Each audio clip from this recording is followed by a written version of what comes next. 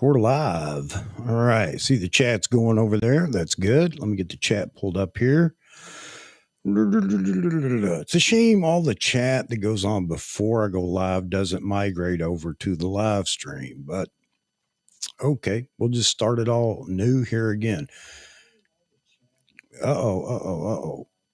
I gotta. Here we go. All right. So is everybody hearing me out there?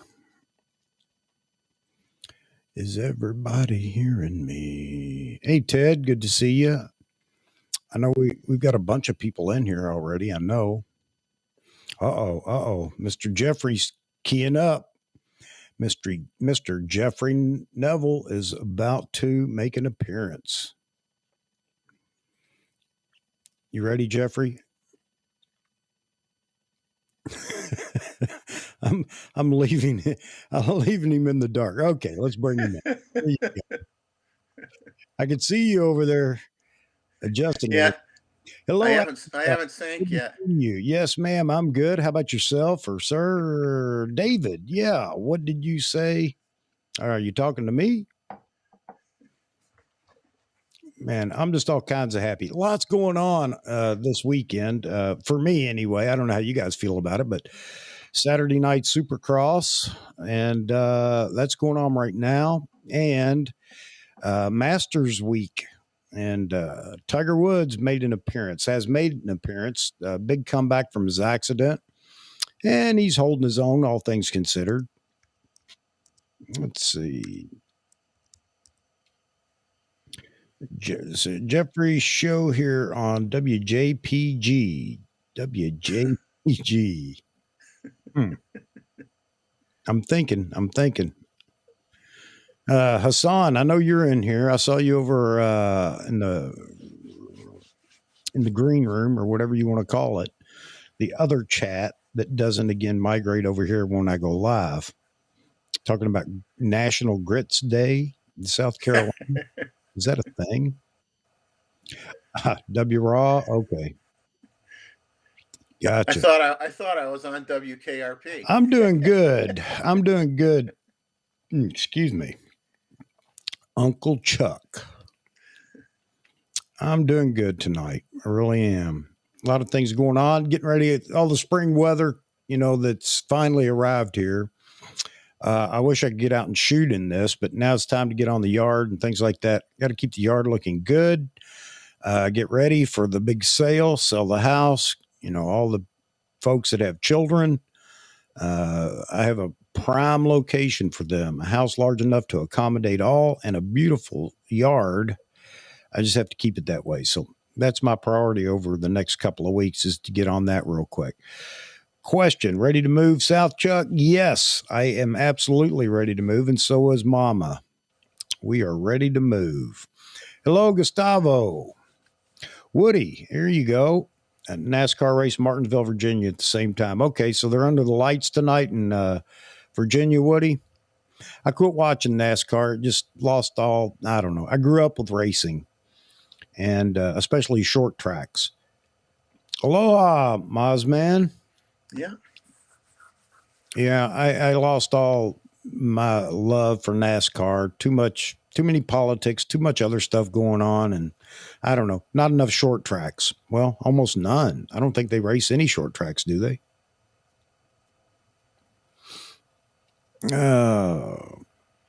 Jeff and Leslie. How far south is south? It's to Tennessee. Somewhere vicinity Nashville, not necessarily in Nashville, but very close to it, around the periphery of Nashville, is going to be the new homestead. All right. Yeah, all right. So, I don't hear Mr. What we got going on here? I don't hear Jeffrey. Hang on. I'm here. Okay. I've got an echo. Now, where is it coming from? Well, I am not tied in with, I'm just on your feed for Restream. That's it.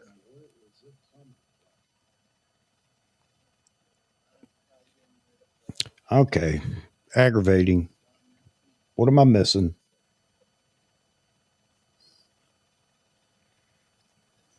I know I can't talk that way on person. I mean, person on purpose. I can't echo on purpose. I'm not that good. Are you guys hearing feedback from me? On person. I mean, person on purpose. I can't echo on purpose. I'm not that good. Are you guys hearing feedback from me?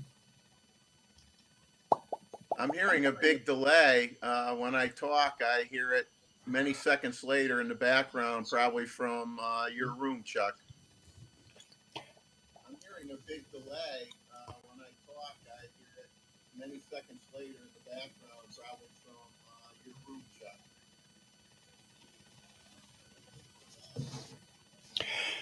Yeah, I don't know what it is. This is aggravating, of course. Here we go. What can go wrong on a live broadcast? Yeah, I don't know what it is. This is aggravating, of course. Here we go. What can go wrong on a live broadcast? Yeah, I don't know what it is. Aggravating, of course. Here we go. All right, folks, if it's not bothering you all, I will continue, but I'll continue to hunt down this crazy repeat. If it's not bothering you all, I will continue, but I'll continue to hunt down this crazy repeat.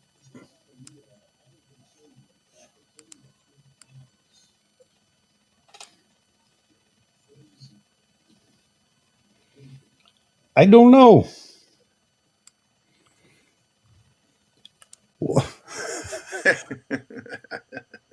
I haven't changed a thing. I don't know.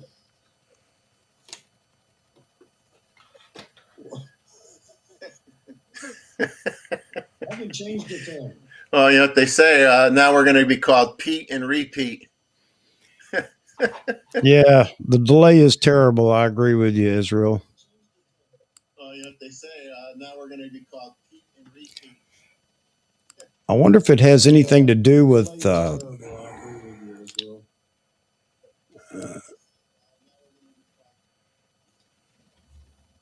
wonder if it has anything to do with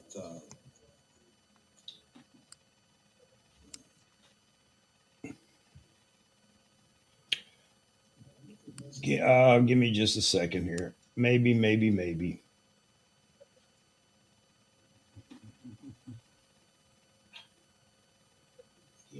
Give me just a second here.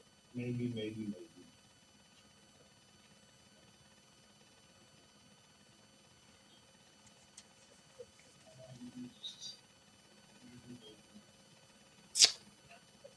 No.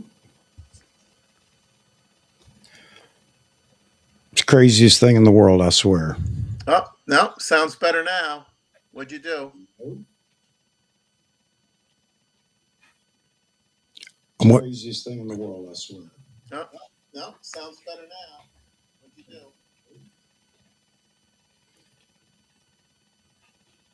Craziest thing in the world, I swear.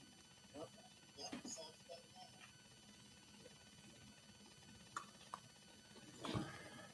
So I have a preference set somewhere, somehow, that's allowing audio from.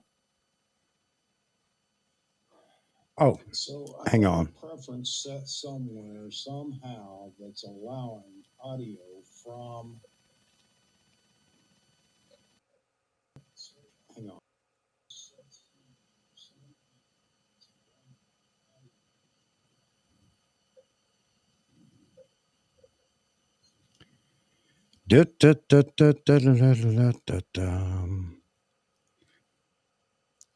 All right.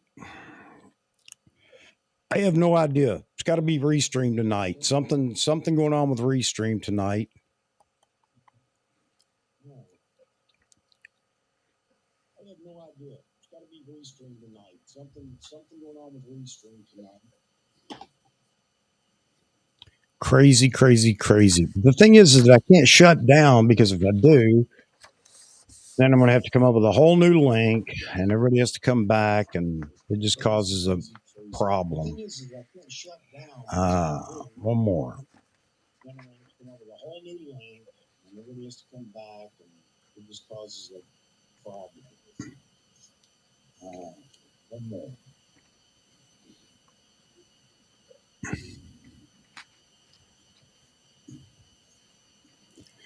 Just checking a couple of things, folks. Bear with me as usual. Well, I don't know. We've been doing pretty good lately. So I don't understand what's going on, honestly. Couple of things, folks. Bear with me as usual.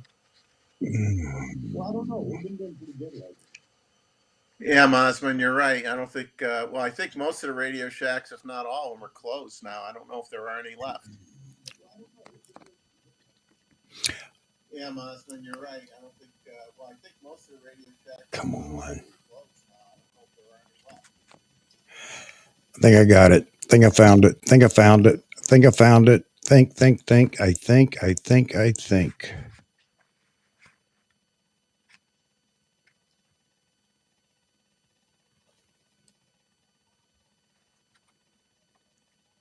Bam. I think I found it. All right.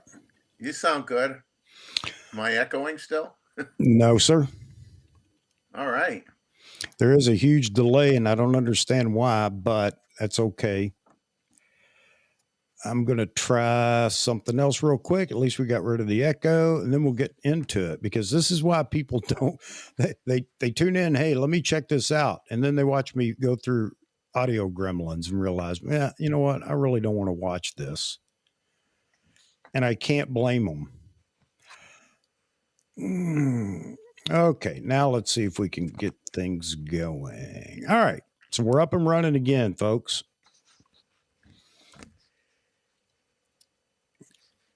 Hello, Albert, Hassan, Chad. I already talked to you. Roy, good to see you in here. And back to Agnetha again. All right, folks, I think we got it. Everybody hearing okay? Yeah, I hope so. All right, I think we're good to go.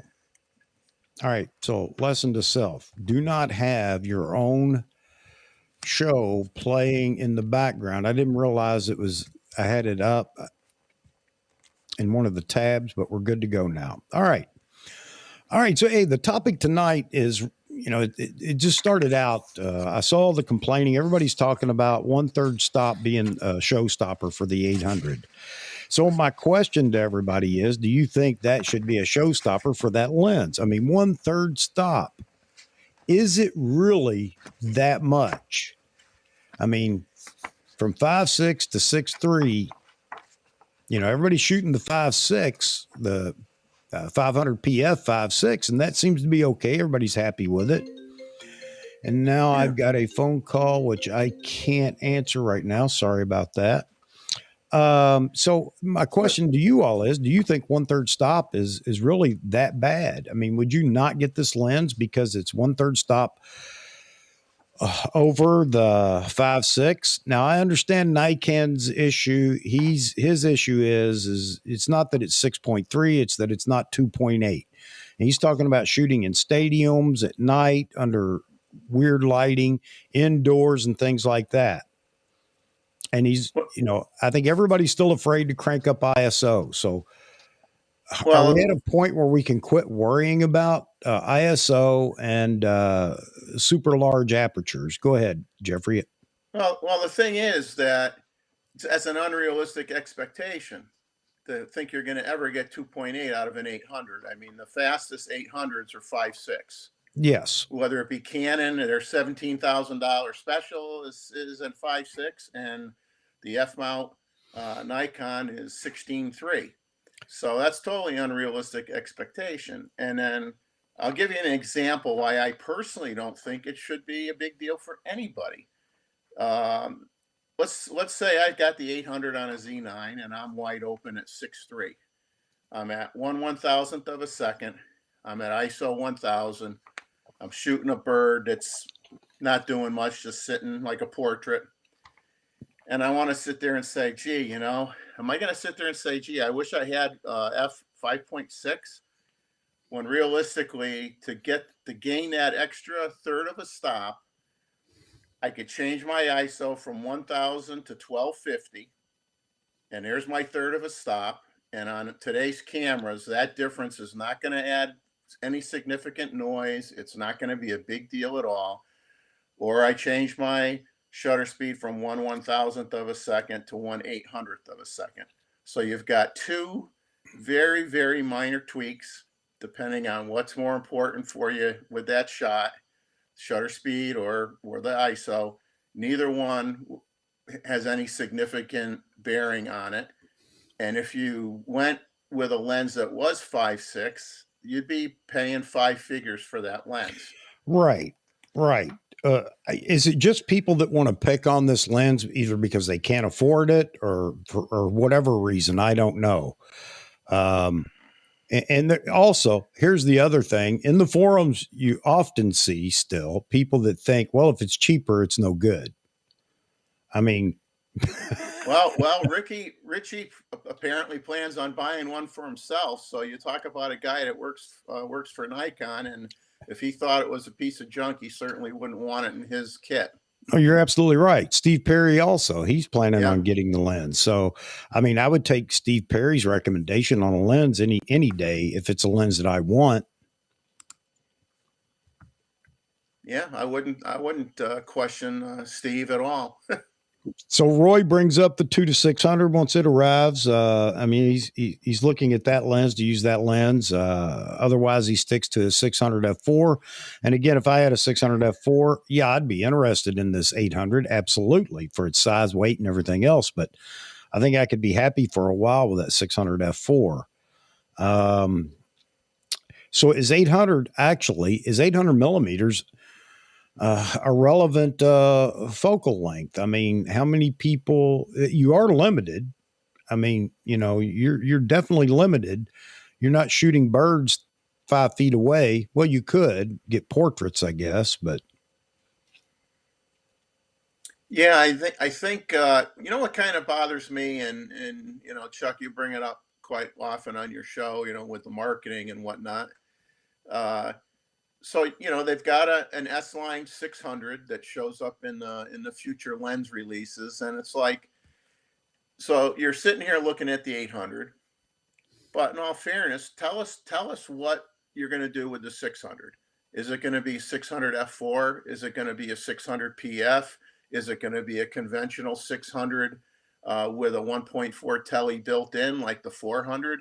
I mean, when you don't know these things, you might jump ahead and say, yeah, I'm going to get the 800, and then be kicking yourself in the behind when the 600 comes out and say, gee, I wish I got the 600 instead. And it's like, you should be trying to give your customers the most information you can so they can make the intelligent decision and decide what's best for them with their use case. And you're making it where people may or may not make the right decision, but you know, you're not sharing all the information. no, you're absolutely right. And a lot of that has to do in what they want to do for sales, obviously. I mean, you know, they don't want to, if they throw it all out there, then nobody's buying the lens that they just announced. So I understand some of that, but you're right.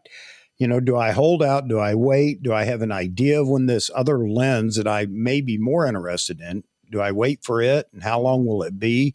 So, you know, this is where I will say Nikon's in a tough spot. They have to market wisely. They want to sell all their lenses.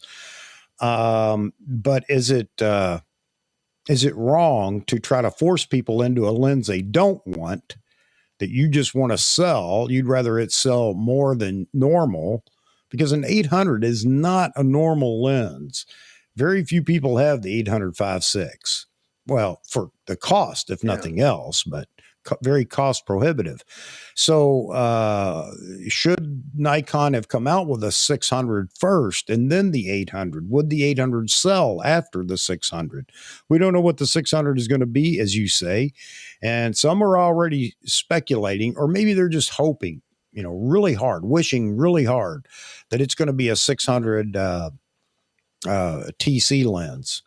And if that's the case, then what reason do you have of well, the price on that's going to be extremely high. We know, Yeah. you know, if it's a 600 f4 built for the Z mount with a TC, it's not going to be a cheap lens. So can we look at it as the 800 is the everyday man's lens? I mean, $6,500 is not cheap, but let's face it, that's a whole lot better than $16,000, which is where an F4 600 F4 TC lens has got to land. So Yeah, I mean, how do you balance that? If you're Nikon, what do you do? I mean, when you look at the roadmap and you look at the outlines that they show for the lenses that haven't come out yet, I almost, and I could be full of baloney, but the 600 outline is actually taller than the 800 millimeter lens. So you almost wonder that if that was going to be a PF lens, it would not be taller than an 800 millimeter lens. Right. You would think it would be shorter. So I'm almost thinking that it's a conventional design 600 with or without a TC. And in either case, it's going to be a lot more expensive than that 800. So I don't know. I mean, it's splitting atoms here. It's a lot of it depends on how comfortable people are using TCs and whether they feel putting a 2X is too detrimental. And this is a key point right here. We're stuck in the past. I've said this for a long time. All the old time photographers is stuck in the past. We just can't get beyond. We can't move forward. And is such a thing as we still want a stills camera only. Nikon built. Come on. That's not going to happen, at least anytime soon. So let's get out of that. Has anybody seen Nikon Rumors today? This afternoon, I think, is when it was posted. Anybody see the latest posting in Nikon Rumors? Information coming from Nikon Japan. Really interesting, and I've got it here. It's actually up on the screen, which you can't see because it's on that screen.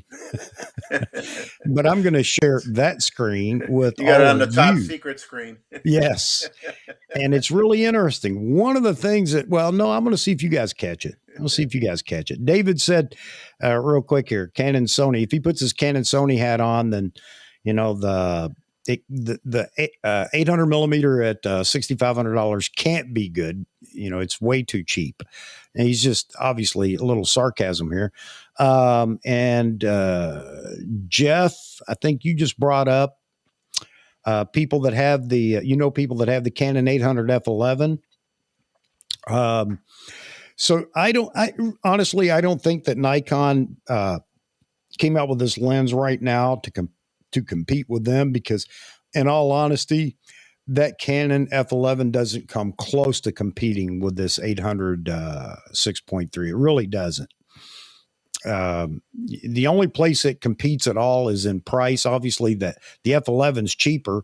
Now, when you go that cheap, and I don't know what it is, I thought it was like a little over $1,000. I can't remember. Maybe it's about $1,000. I think. Yeah. So come on. I mean, filmmaker, I think, owns it and uses it. That's who I was going to bring up. Simon owns the lens, and he likes the lens, but he talks about it. He's not going to lie to anybody.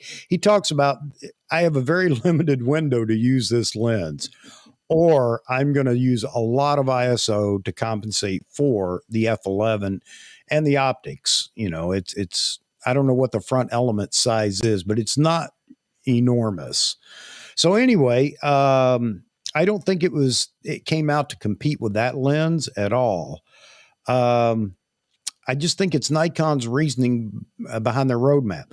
Well, I say all this. If you haven't seen the information that was just posted over on Nikon Rumors today, it's really interesting. It's dated 7 April. And let me throw it up here real quick. I got a couple of things. This is going to add to the conversation. And you guys get ready, because we're really going to talk about it. I'm not ignoring your comments, folks. You know me better than that. But I'm going to throw it all on the table, and then we can definitely go to town talking about it. So here you go. I have to look at the screen over here because it's too small on my laptop. Medium-term management plan for 22 through 25. And it's really interesting. I'm not going through the whole thing, but there are a few things in here that are really interesting to me, because it's things that we have been harping on One being communication, the other interaction, communication with the customer base, and one that I finally get to go smack some people down in the rumor forums about professional and hobbyist. Really interesting how they see.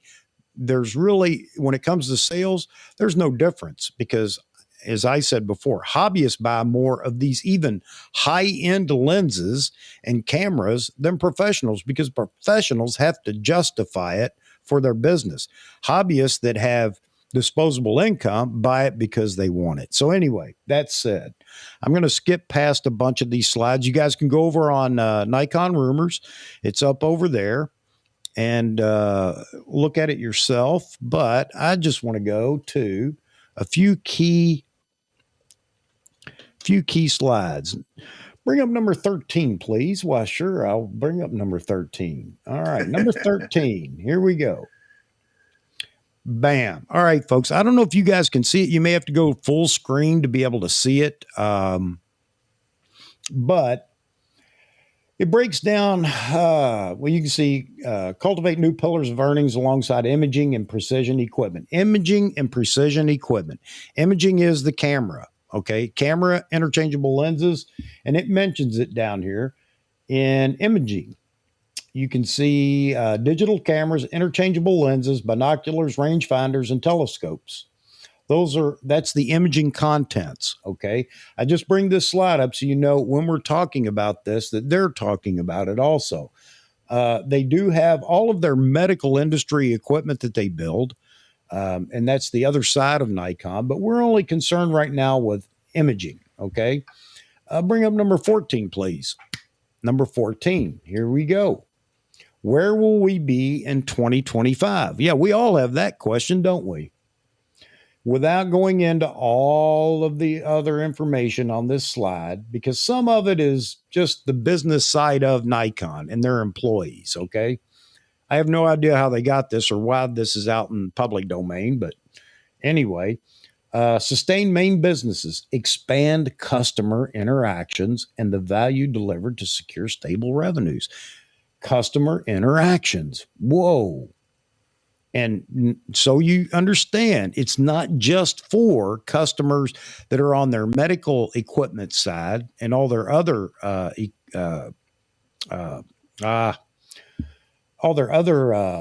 platforms under Nikon. It's on the imaging and precision equipment side. Communication. I'll just sum it up in Kentuckian. Communication. Expand customer communication. Man, that's a novel idea. You think maybe they're listening to not necessarily my show, but other shows out there that may be speaking the same lingo? Maybe. Maybe we get somewhere. It's all hopeful thinking. I know, wishful thinking right now. Let's go to 19. And Jeffrey, I know you're one of those kind of people. You'll want to devour these. Oh, yeah. I'm reading every word on every slide when you throw it up. Slide number 19, imaging products. Who's imaging products? Us, cameras, lenses. All right. Digital cameras, if it couldn't be any more clearer. Concentrate management resources in high value added products and mirrorless cameras. Meet expectations of professionals and hobbyists. Yes. Here we go. Yay. Yes. All right. So over here on the right, they talk about that. Their expectations are market scale for digital cameras, interchangeable lens type, 10,000 units. Okay. Over here, look at this slide. Hobbyists and professionals. I don't know. I guess they're all lumped together. I don't know how many of each there are. But 2021, here's where they were. And in 2025, here's where they want to be. Deploy advanced features from the Z9 across the lineup. We've been saying that all along. While everybody else, no, they're not going to do it because they'll eat into the sales of the Z9. Idiots. Why do people want to live in the past? They can't move forward. They can't even accept that things are changing or things do change. Here's Nikon saying it. right here. So everything forward, you can bet, is going to be on par with the Z9. Now, is it going to be as robust as the Z9? No, not right now. But at some point, I will predict that the pro level smaller body camera, the Z8, if it comes out this year, no, it will mimic the Z9. But if it doesn't come out until next year, you might see it actually exceed some of the things on the Z9. All right. Crazy talk, isn't it? This is crazy talk. Cultivate and expand the fan base, bolster engagement, before and after purchase. We've been saying that. Focus on apps and the cloud. Okay. They've been trying to do that, but now they're saying we're going to continue to focus on it and maybe make that even more robust. Now, that's going to chap some people, the old timers. They don't care. They don't want any of that. Concentrate management resources on, in the high value added products and mirrorless cameras, meet expectations of professionals and hobbyists, and raise ASP after sales. I think, after sales profit, maybe. Yeah, after sales profit by 20%. Now, okay, that gets scary, doesn't it? Does that mean they're going to raise the prices on everything that we have now? Or does it mean to manage the system of cameras so that sales go up, but prices don't go up so high? Remember, volume sales will equal low sales of very high end products. I think they're going to be smart. I think we already see that. Look at the prices we're looking at right now. Now, those prices are going to go up, but I don't think they're going to go up too tremendously high because the volume, they tested the system with a Z9, and man, look what happened. Bam. They've sold more. They'll sell more flagship cameras. You know what? And here you go. I'll help you out. All the naysayers, not you guys in the audience, but all the others that watch this. You know what? You're absolutely right. Not everybody has that camera in their hand yet, and they ordered it. They might not get it until they're 150 years old. I'll help you out and be really sarcastic for you. Okay. Bottom line is that is a very desirable camera, and none of the flagships to date have had the same sales, at least pre-sales, or people saying they're getting it, like this Z9. They'll sell more of these than they ever sold D6, D5, D4, D4S, D3, D3S. Betcha. All right. Appeal to video creators by strengthening video functions. Strengthen remote option and automatic image capture features to meet professional needs. Wow. Focus on licensing business. Don't know what that means. A lot of speculation, but if anybody in here thinks they know what it means, let me know in the comments. Or Jeffrey, what would you speculate that focus on licensing business means? Could it mean that might opening be up? tying in. That might be looking into tying in with other manufacturers like Profoto, as an example. Sigma. Yeah. Other lens manufacturers. I don't know.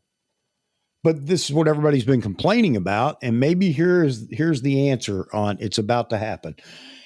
Okay, we're not concerned about binoculars, telescopes, etc. All right. So very interesting, though. Very, very interesting. Let's see. Slide 20, please. Yes, sir. Where's Vanna White here to hit the button on the panel? I know. I hear you. Slide 20.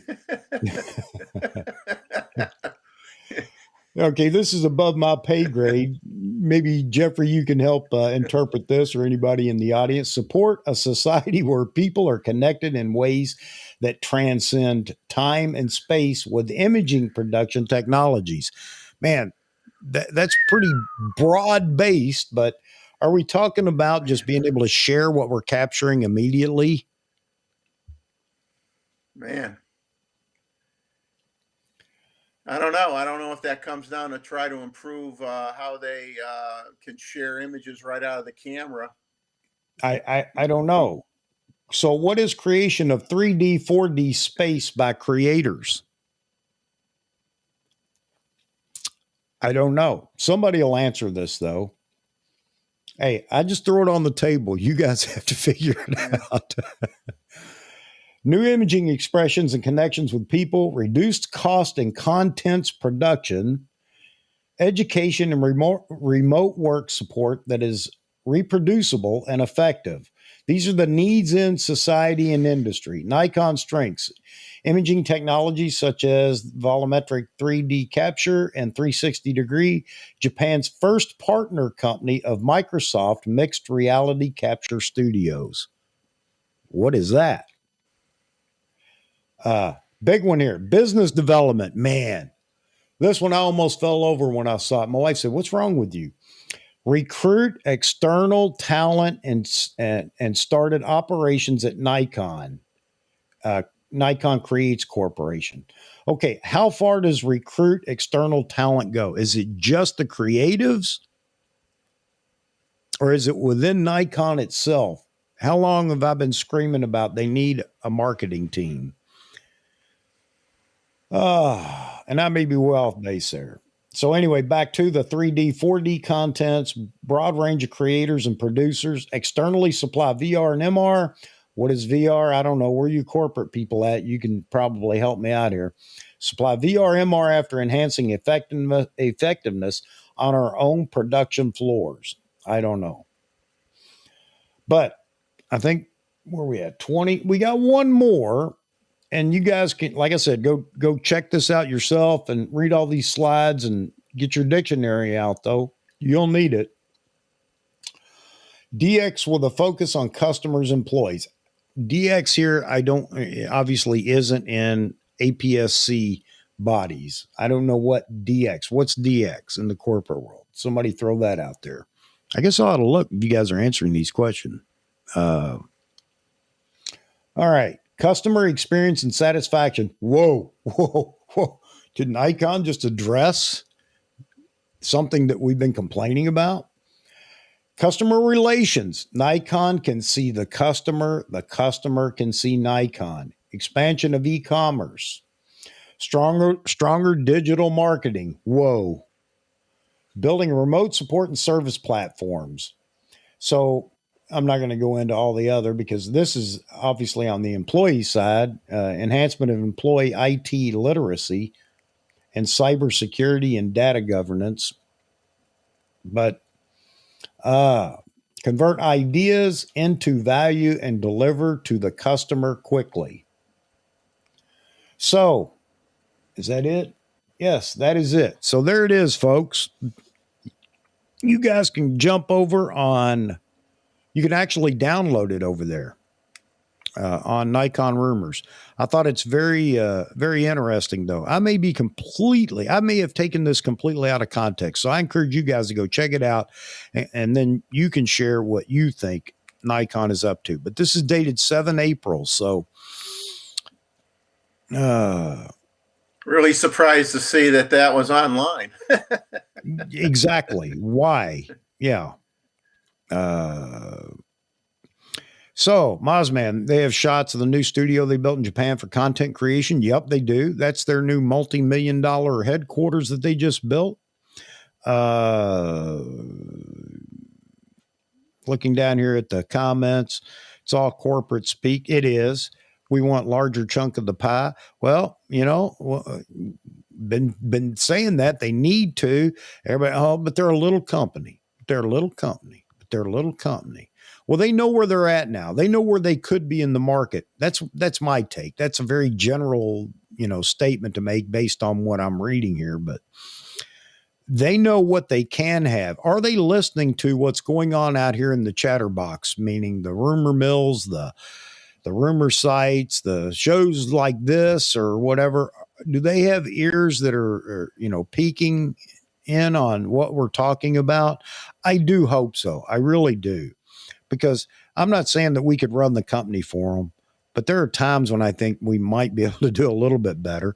But it sounds like they're getting ready to address, or they're already addressing some of these things. I tried to get my wife to take a look at it, and she's like, well, I don't know nothing about cameras. Well, you know corporate speak. She looked at one line. She said, yeah, it's corporate speak. They're not saying anything. Anyway, I thought that was interesting. Let's see where Nikon goes now. So I know we bounced away from the 800. We'll get back to that, but I wanted to throw all this out there. And just like every other night, we don't ever stick to any one thing. We seem to be able to talk about a broad range of things for the entire show.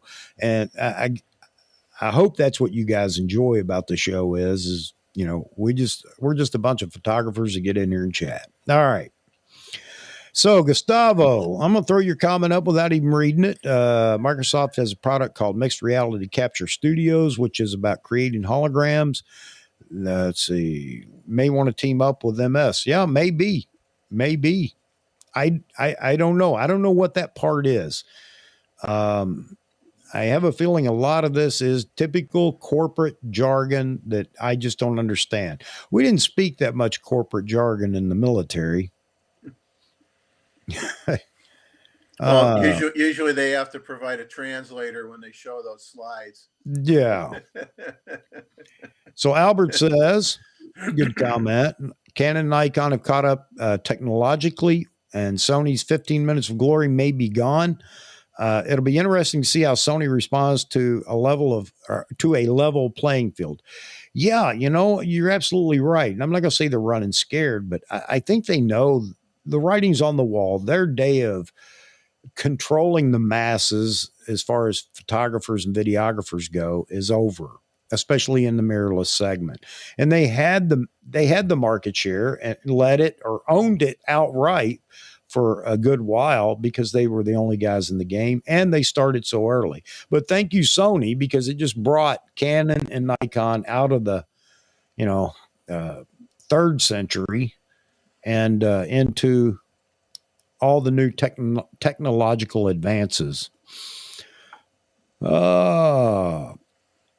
Jed says, he thinks it's a good thing that they acknowledge, and at least that's what I think they're doing here in this. Now, whether they act on it or not will be the next thing. And of course, all the naysayers will be, well, it doesn't matter. You know what? I'm going to look at it as a glass is half full and think that maybe there are a few things that are going to change. In a company this big or, a large corporation like that, you get small changes, you need to be happy because it takes a lot to move a big corporation like this. Roy says to Gustavo, never trust Microsoft. Well, you're right. I don't either. So who knows what it is that they're talking about with Microsoft. So many people are playing with so many different things, whether it's Google, Apple, Microsoft, or whatever.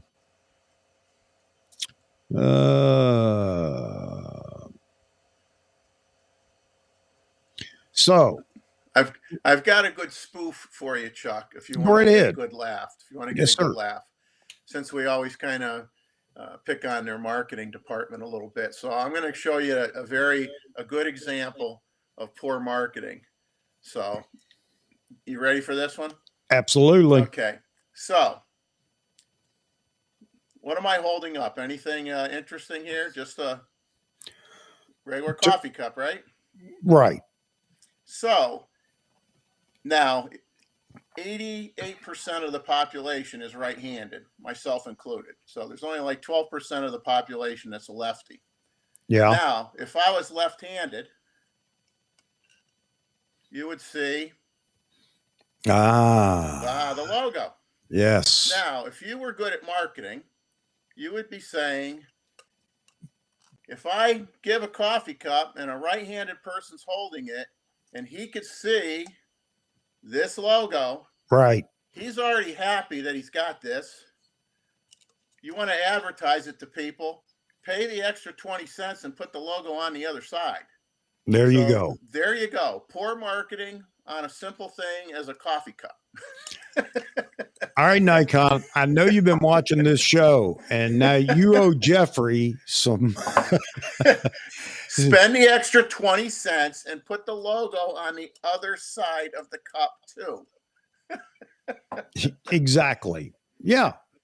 Absolutely, you're right. Why do I need to see it? I know what I'm bringing. You're insulting all us right-handed people. Yeah, It's and with Yeti, there you go. It's on both sides. You just can't see it on the back side. So that's a side you need to have to yourself. Yeah, put the logo on both sides, as David says. yeah. And John Ishii says he wouldn't, I wouldn't underestimate Nikon. Yeah. I don't know what's going on at Nikon right now. There it is. You saved the day, Jeffrey. Hey, if they can't get a coffee cup right, that's not a good sign. Yeah, it shows that our observance of their lack of marketing is real. Oh man. Yeah, a lot of creatives are left-handed, absolutely. So put it on both sides. Let's make Yeah. everybody happy. Yeah. Yeah. I agree. My dad was a lefty, and when we used to throw the baseball together, I would always laugh because I'm like, Dad, your baseball glove's on the wrong hand, you know? I've got one of those as well, Agnetha. My stepdaughter, my beautiful stepdaughter, gave it to me one year. So again, you guys can go over and check it out. If you can make sense of half of the stuff that's in there, it looks like it's something that's gone out to the employee base, or maybe somebody just typed all this up and spoofed us all. I don't know. But Peter decided to post it over on Nikon Rumors, and I think it's really interesting because it addresses a lot of the things that we've been complaining about, other than taking some of the power away from NPS. I'm just kidding before any NPS members get mad. Oh, man. So really interesting. So it seems like before every live stream now, on that day, something comes out that kind of gives me another opportunity to get in here and talk about it. And I'm really happy about that because really tonight, it's been a slow week, or since Wednesday anyway. It's been pretty slow. Albert. Oh, you moved on me, Albert. Sony's credit. Let's see. They forced Nikon Canon to advance technology. Yep. You have to applaud Sony for coming out of nowhere and accomplishing this feat. Yeah, I agree. And it's what I brought up a few minutes ago. Thank you, Sony, for pushing the buttons and moving us in this direction. There's no doubt that Nikon and Canon were toying with this. Nikon, the Nikon 1, that was a mirrorless camera. It just wasn't everybody's cup of tea. Nobody was ready for it at the moment. And if you think back, nobody was ready for Sony either when they started their attempt into the mirrorless world. But they persisted, and they saw the change in society. And society was ready to accept it when Sony began pushing it and marketing it very hard. Oh,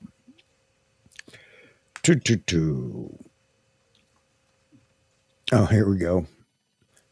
Nikon personnel seem to be in teams. One of them is probably smoking something. Yeah.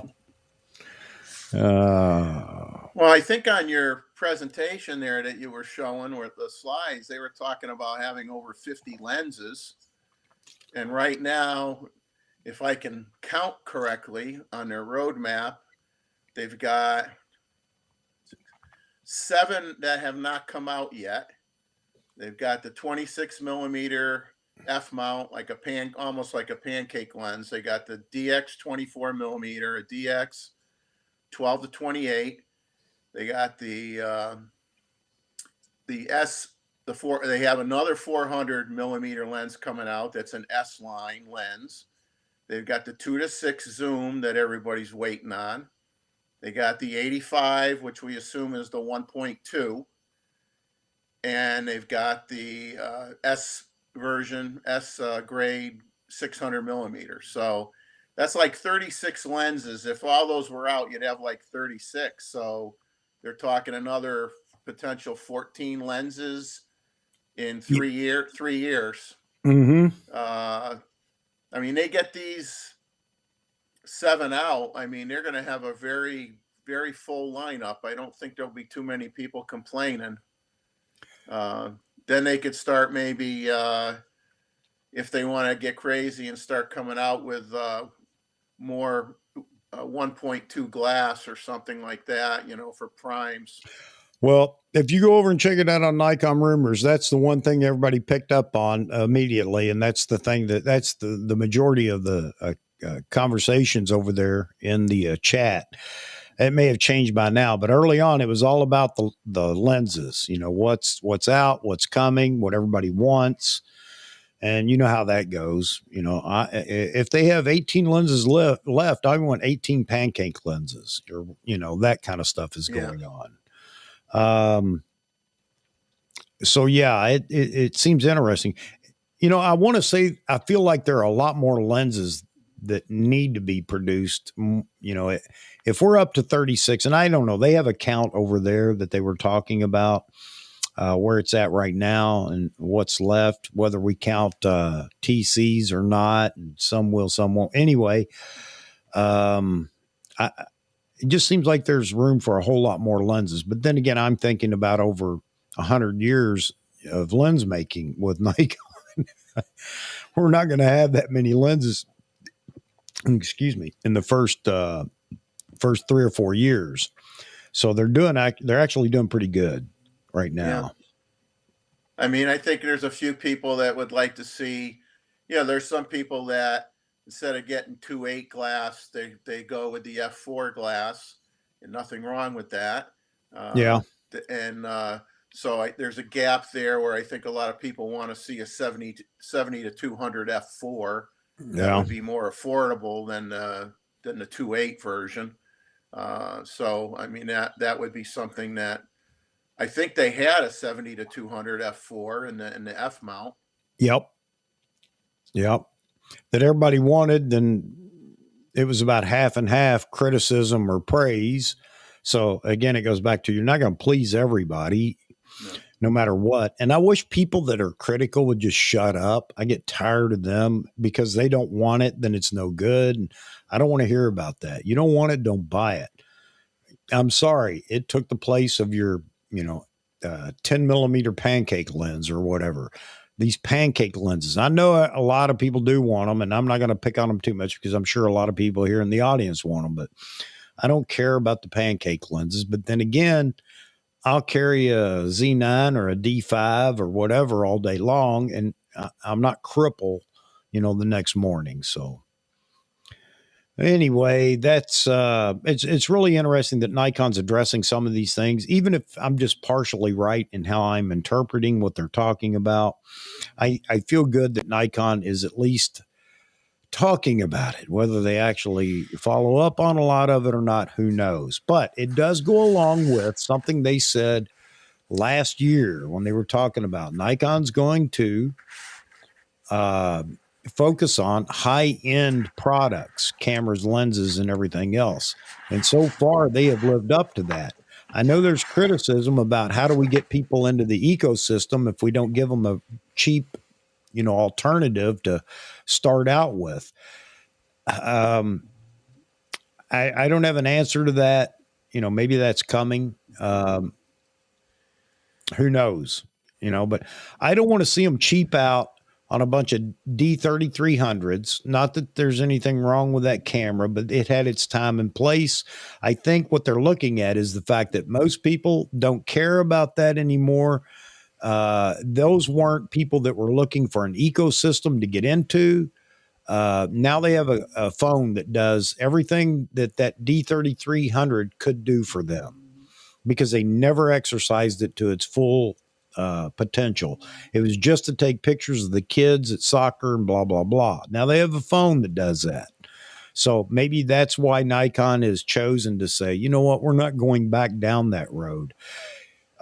Simon does a monthly roll up over there on Ordinary Filmmaker talking about the highest selling cameras for the month. by brand.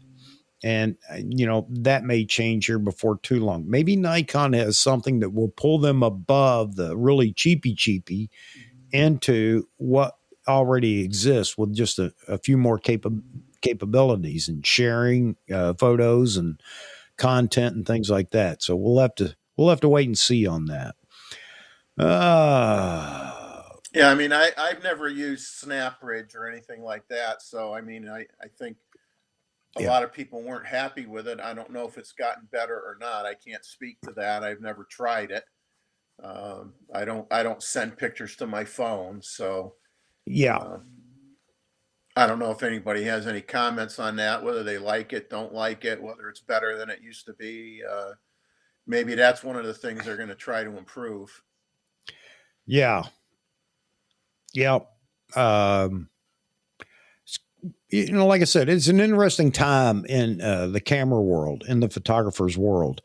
And yes, we do at times get too caught up in the equipment. And here we are sitting there talking about equipment and where Nikon's going with equipment and gear and things like that. Why do we enjoy this hobby? Well, you know what? I'm gonna defend some of the conversations that we have here and say we enjoy talking about it, just like gun collectors and shooters enjoy talking about guns as much as they do shooting. Now, I'll tell you, no, I don't, but you catch them everywhere in conversations about guns and so on and so forth. Is 9 mil worthy for home protection, or does it have to be 45? Can it be 41?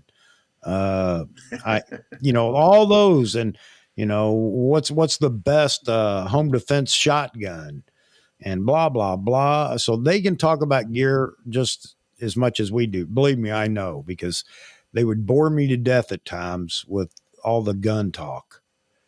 uh I know it's hard to believe I'm not a big gun uh fan. I love to shoot, did all that, though. Now I like to shoot digital. All right. Jeff, I don't give a rip about pancake lenses. Yeah, I don't either. But for those that want them, good on them.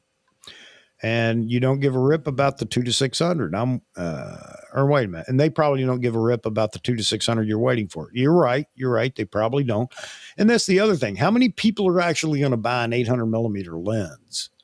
The people that are really ripping on it are people that never considered ever buying an 800 millimeter lens. Well, if you never considered it, then again, I say, shut up. You know what? Maybe I need to do the same. I'll quit ripping on pancake lenses because I'm never going to buy one. There you go. A deal. We got a deal. All right. SnapBridge is the worst, Art Visual says. Oh, I missed it again. Man, you guys, the comments jump too quick. SnapBridge is the worst. I've tried it one time, I think, way back when, just because it was there. I thought, well, I'll give this a shot. Don't know what I was going to use it for, but I couldn't tell you if it's the best, worst, or whatever, but I'll take your word for it, Art. When you're shooting in the studio, Chuck, do you have your files go right into your computer as you're shooting? Tethered, yes. Tethered, yeah. Yeah. Yep. Because I think right now, and somebody that's really interested in that whole process and wants it to be more robust, maybe you can tell me. It's usually low resolution JPEGs only, or as far as I can remember, it's just not fast enough yet for actual use in the studio, as far as I know. And somebody's going to prove me wrong here in a minute, and that's okay. Well, when they came out when they introduced the Z9, weren't they talking about, or didn't they introduce in parallel some software, and they changed the tethering software, or they had two versions of it? They had like a dumbed down version, and then they had a higher end version or something like that.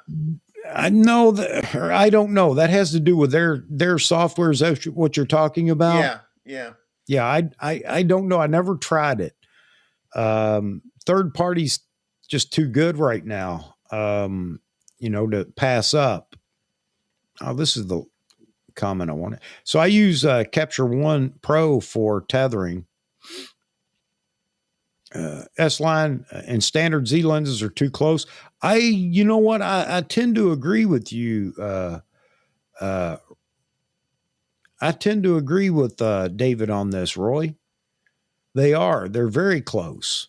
The only difference I see, very little difference in resolution. The real difference is just on aperture. I mean, I don't know about you guys. That's the way I see it. S-line to non-S-line lenses. And there are going to be some lenses in the S-line that aren't going to be replicated over in the non-S-line also. So Mazman used NX Tether and NX Studio for the first time. Okay. I guess they worked okay for him. Was it fast enough, Mazman? Because if it's anything like NX Studio, is that their development module, like Lightroom or ACR? I love the quality you see, because obviously Nikon knows their own better than anyone, but it's very slow. It's a bit cumbersome. At least that was my experience with it. Roy says snap bridge drops out, interfere with Wi-Fi. Chad talking about he's not buying an 800, but he's excited about, others that can buy it or whatever. I am too. I would buy it if I had, again, like I said, a bunch of money laying around, that wouldn't take away from all the other stuff that I want beforehand.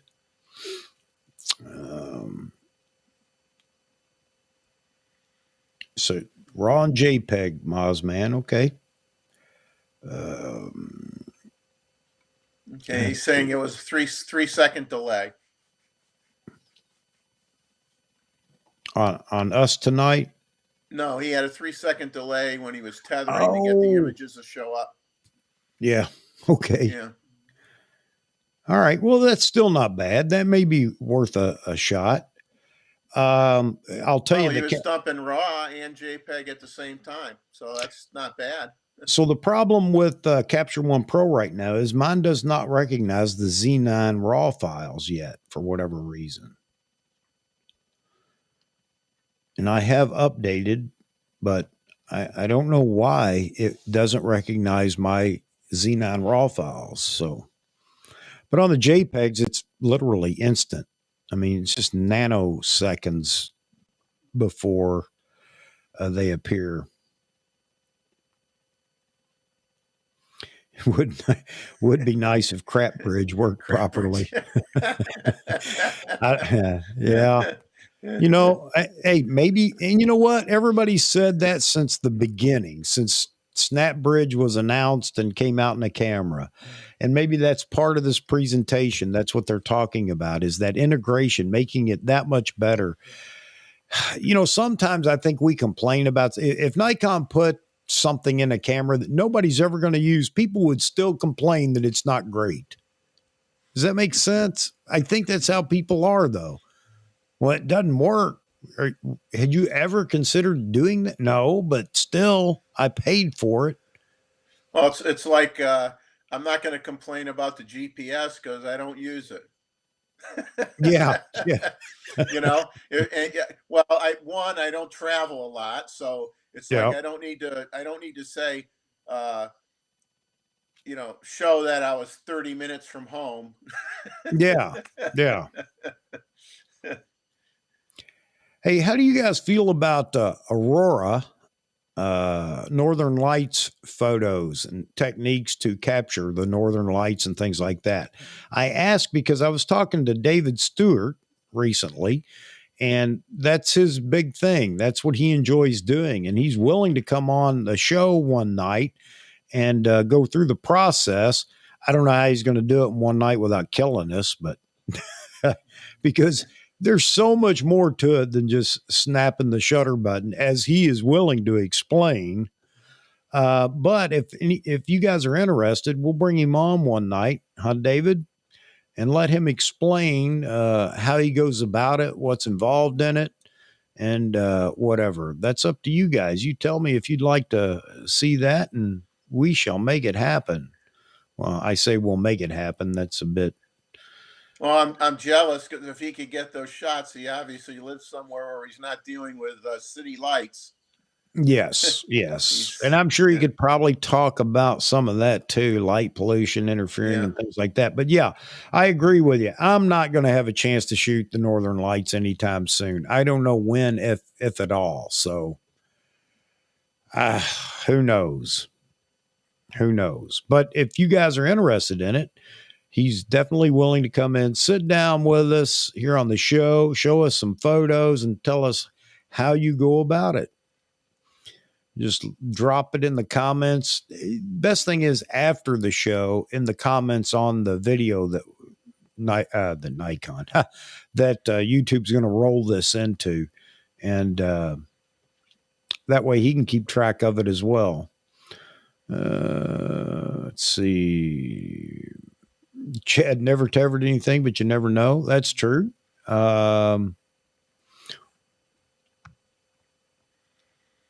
So Mozman was talking about he tethered the Z9 using NX Tether and NX Studio. Worked okay for what he needed. Okay. Yeah, Lightroom is not working with the Z9, or it wasn't. I know that right up front because I tried ACR and then I thought, okay, let's check Lightroom since everybody's so happy about Lightroom. I'm not gonna pick on it. I don't use it, but there you go. David says he has a use for SnapBridge. Posting when I'm remote for extended periods. Don't have to carry your laptop. Okay. All you have to have is the internet or ability to connect.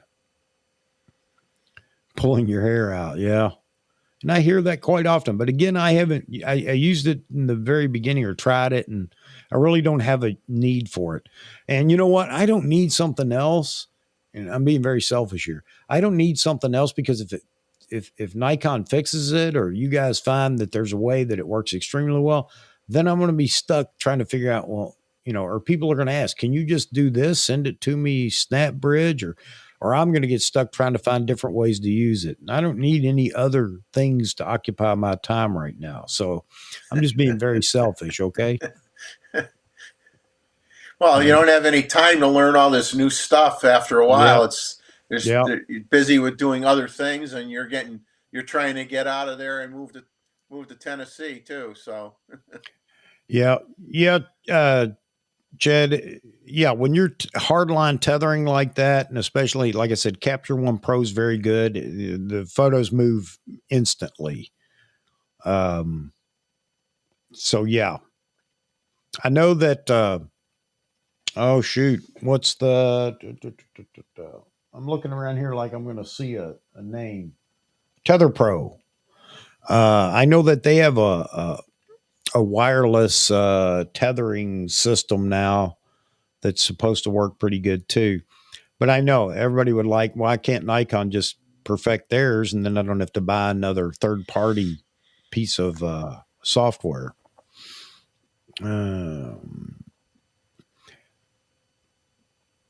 Okay, so just so you guys know, Mozman pushing raw and compressed and JPEG at the same time. That's good. Let's see. So you used NX because you couldn't get Lightroom to work with a Z9. Okay, that makes sense. That's the only reason I actually downloaded NX was because, there in the beginning, there was nothing that recognized Z9 RAW files. Well, there still isn't really, other than, ACR and Photoshop does, but their own quick fix RAW converter. And you can see a difference, can't you, Moz, man, between what Photoshop does and what NX Studio does as far as raw files, or as far as raw files are concerned. 56 dollop. Oh, absolutely. I remember that sound.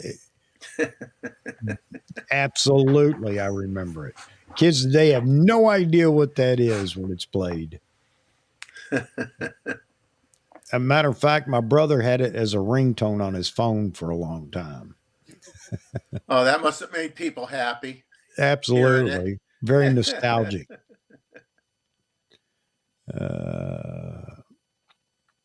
So I'm just covering the comments. Jeffrey, feel free to go through here and grab some of them. Yeah.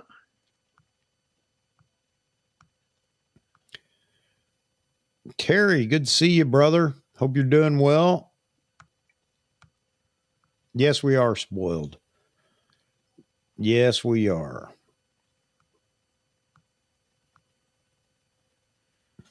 I was just curious if anybody, like I have the Adobe plan, with Lightroom and Photoshop and whatnot, and anybody know how many computers you can load their plan on? I'm sure there's a limit.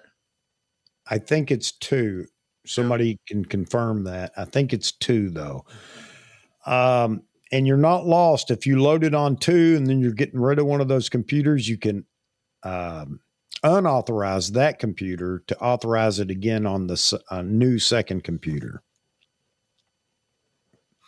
Yeah, Mozman, 2 computers. All right, folks, it's time for me to fill up my coffee cup. Jeffrey, you have the helm, sir.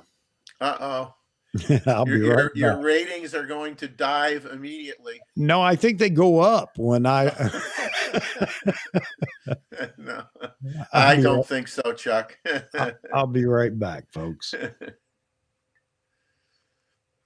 Yeah, the reason I asked about how many on the plan is because I've got a laptop and an older iMac 2017, and I'm getting a new computer, and I was hoping I could have it on 3, but I guess I'll just have to dump everything from the iMac and put it on the new computer then, and you do what you got to do, right? That's the way it is.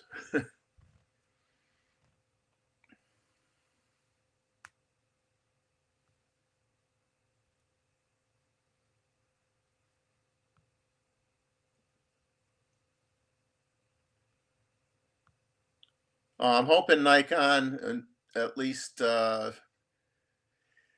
all the emphasis on long glass, I mean, I know there's a lot of people, wedding photographers, portrait photographers, that really want to see that 85 come out, and hoping it's a 1.2, which I kind of think it will be. But I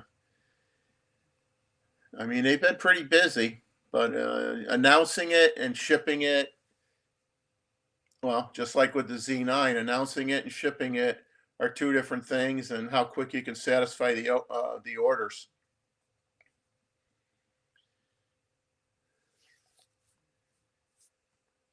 But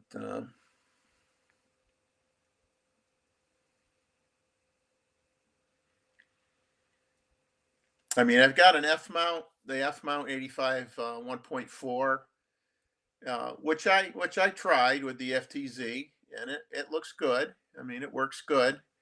But what seems to be, uh, I guess, the general consensus is that the Z glass is a little bit better than the F mount glass, and of course, it's made for the Z body, so that's understandable.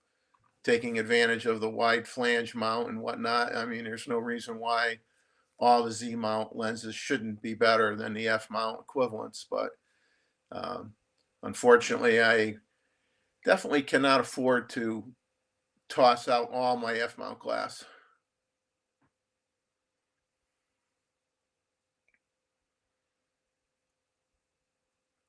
I did just get my Z 24 to 120 f4, so I am going to, weather permitting, go out Monday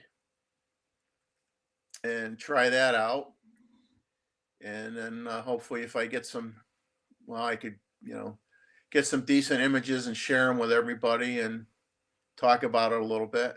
But just looking at it and whatever, the build quality is good, and I really like the the smoothness of the zoom ring and the focus ring and everything, and it has just the right amount of tension on it where it's not too loose. You know, it's smooth, but it isn't like where you bump it and you know you're gonna rack out to the full zoom length. You know, at the blink of an eye, it has a nice friction to it.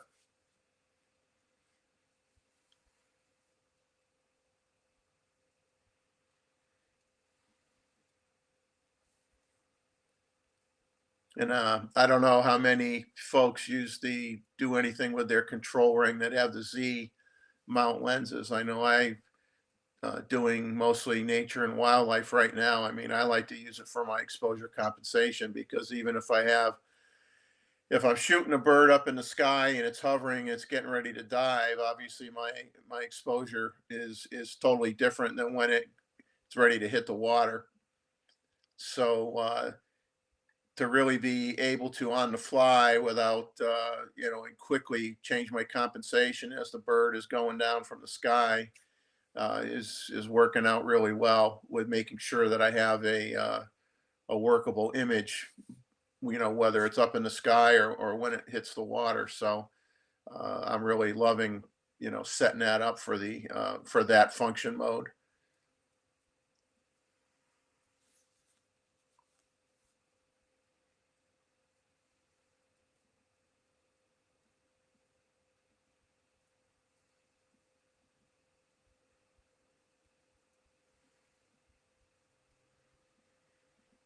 Yeah, Chad, I got lucky. You know, I've worked with on and off for God 30 years. Basically have two sources where I've bought camera stuff from, and B&H being one of them, and then more of a local person, Berger Brothers Camera in Long Island, New York, and buy a lot from him and have a good relationship with him. And he's been, you know, he helped me get my Z9 a lot sooner than most people, especially being not being an NPS member. And he's been very good about getting me lenses. So it's the relationship has been very good.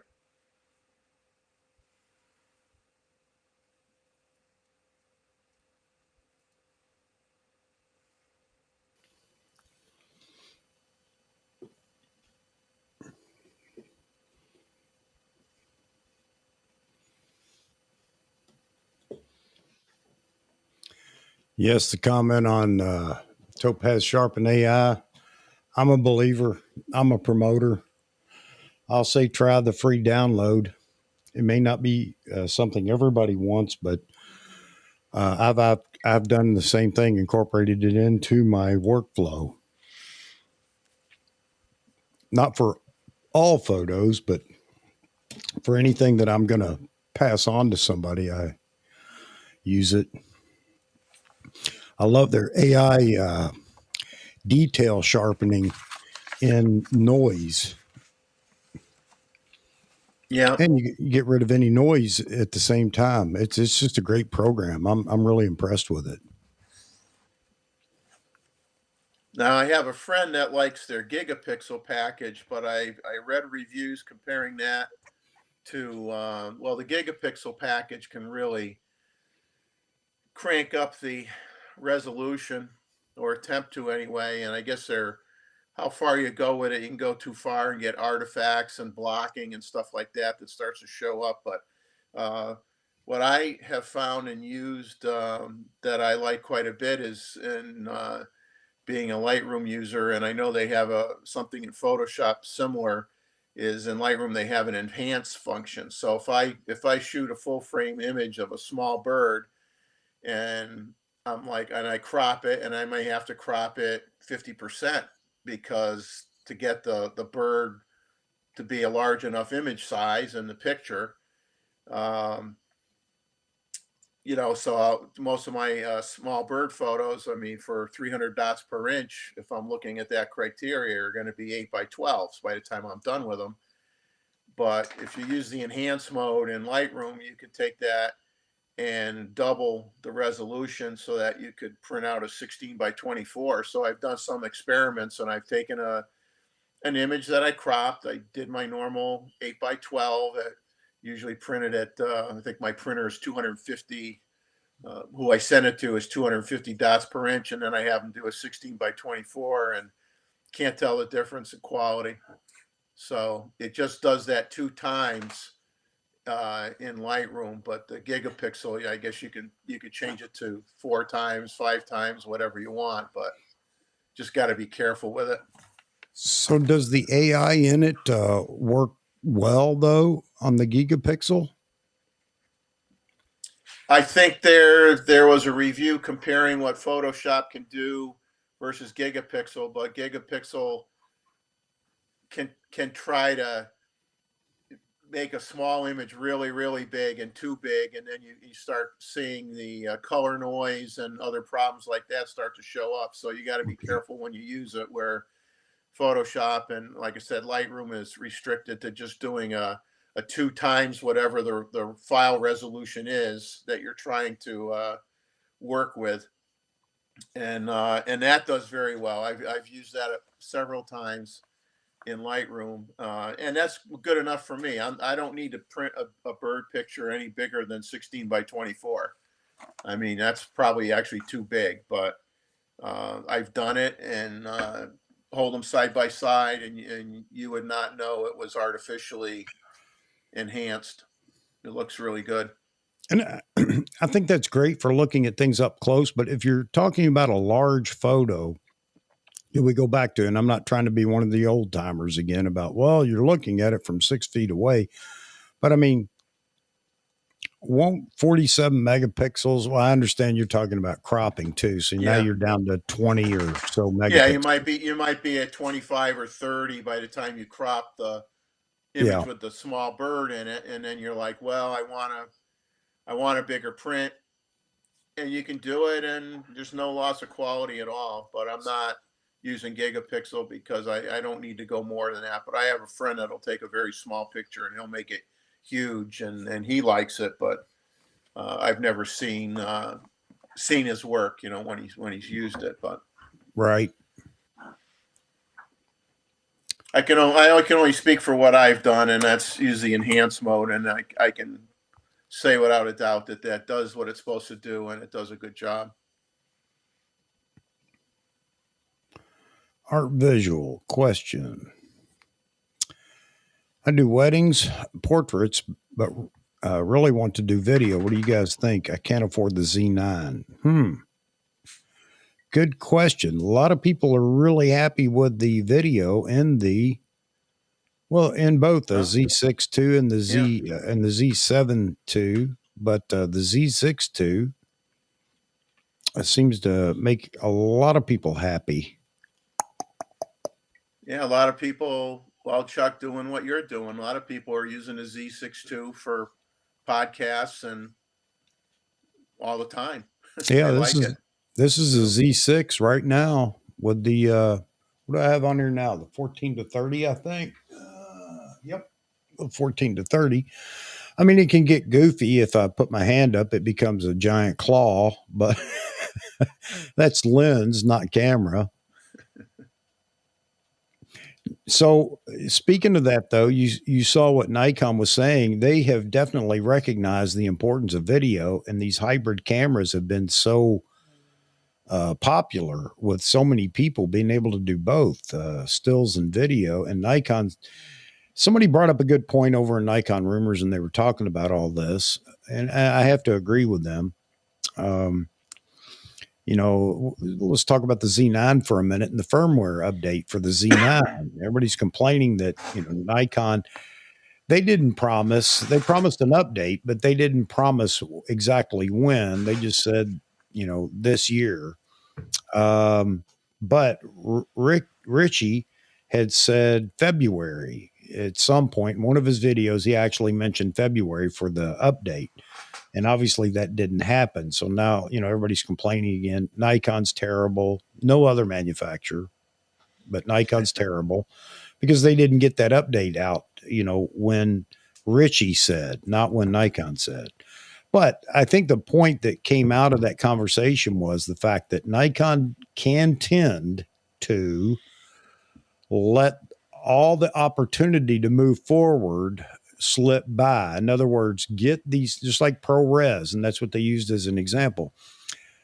You know, ProRes came out and it was forever and a day before you could actually use ProRes with the Z6 II, Z7 II, because Nikon, for whatever reason, I don't know, Nikon never came in and explained, yeah, we promised it, but we ran into some problems. I don't know if it's licensing or whatever, but they're exactly correct. If you're going to have state of the art that exceeds everything out there with the other brands, you need to get that in the hands of the people, not promise it and then wait until the other brands actually come out with with competition for that new feature. And I agree with that 100%. So with the Z9, I think that they need to get that firmware update out soon, even if they have to do multiple updates. My feeling is they're addressing a lot of the bug fixes that we're seeing with the Z9, and they're going to try to incorporate it all into one firmware. I may be completely wrong, but the point is that if you promised it, get it out as fast as you can so that everybody out here sees that Nikon is being, you know, they don't just advertise it in the you know, the initial announcement, and then it's a year later before you can actually use that capability. The one thing that Nikon does have going for them though is the internal recording with everything that we have right now, and there, that at least is out there and they can advertise it and we can tout how great that is when nobody else can do that right now. But bet your bottom dollar that's coming in the next versions of all the Canons and Sonys and everything else.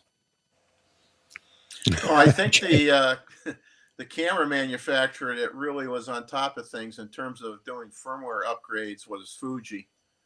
Yeah. Fuji was always really good, and they were really on their own in terms of putting out firmware updates like crazy. They weren't afraid to do it, and then started catching on with the other guys. But and they were the ones that got that trend going, and so we have to thank them for kind of like getting Nikon to at least start doing that type of thing, because usually you'd only get one if it was to fix a bug.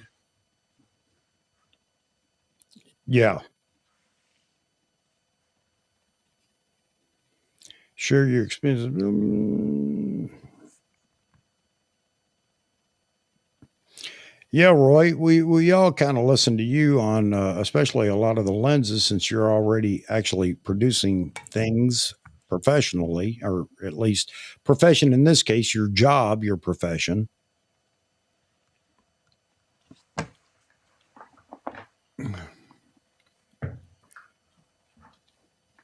Yeah, Albert, and that's exactly why I was saying earlier, when we were talking about the 800 and how it performs and things like that. When Steve Perry recommends something, he's out actually shooting with it. And he hadn't had a lot of time. Maybe he finds some things that he doesn't like when he has that lens in his hands for, you know, more work and things like that. I don't know. Well, he came out. What was really nice is he came out with a follow up video to the preview video. I mean, first he had just like the 1 2 minute sound bite where he couldn't say much before the camera got announced. Then he had the preview video, and then he went back and he brought up each photo that he took and he explained, you know, the conditions in which he was taking it. And of course, when he got the use of it, it was kind of crummy weather. You know, he had rain on the lens and the camera. It was raining. It was Right. dreary looking. It wasn't very nice. And the camera, I'm going to give him a lot of the credit too, but uh, came out with some wonderful pictures that he got with that lens, and he's definitely thrilled with it. I mean, he makes no question that he wants to have it in his kit.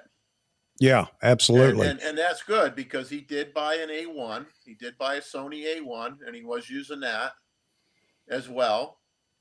And so it'll be interesting to see, like when he goes. I think he does some Africa trips once in a while, and he goes to Costa Rica a lot to do bird pictures. So Be Yeah. interesting to see what camera he takes with him next time he goes on a trip.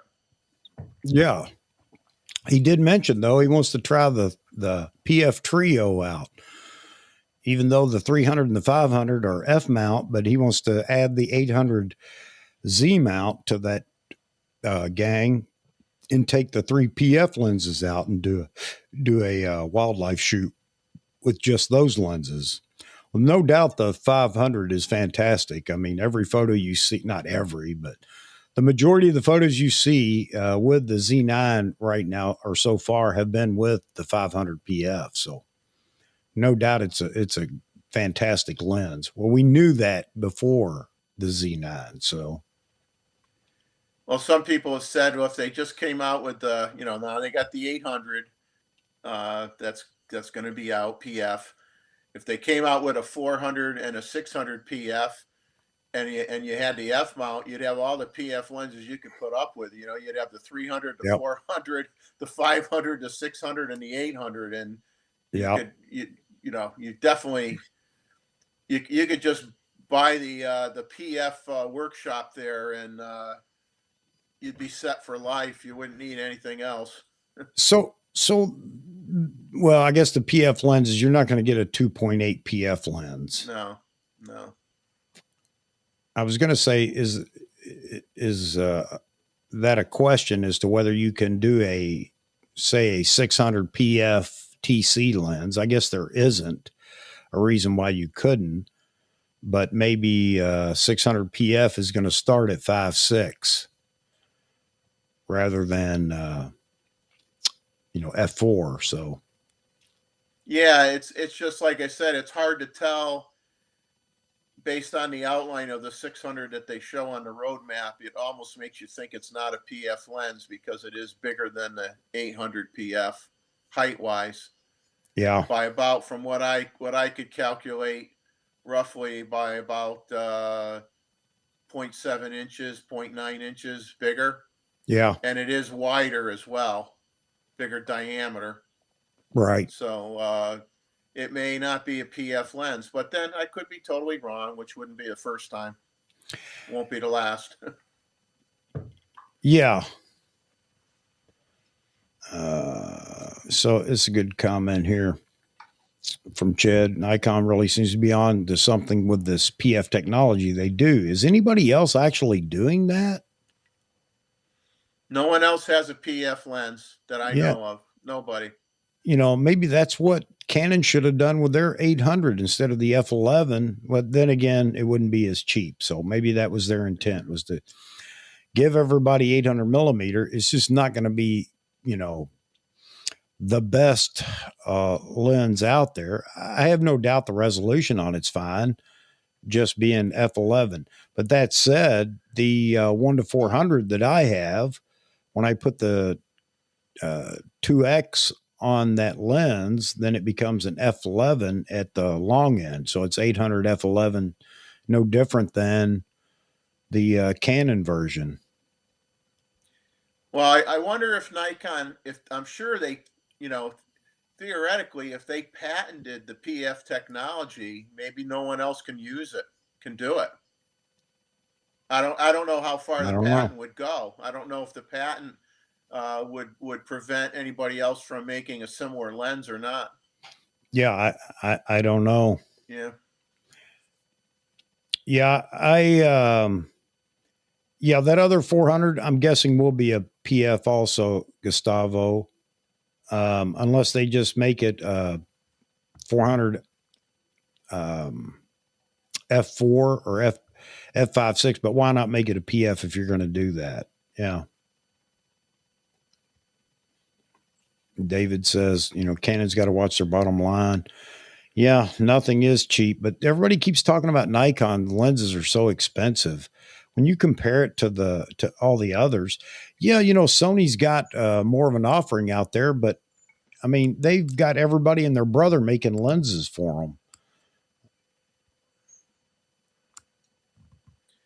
Well, I still think myself, I mean, and I have bought aftermarket lenses once in a while. I have a Tokina wide angle F mount that I bought years ago that I liked.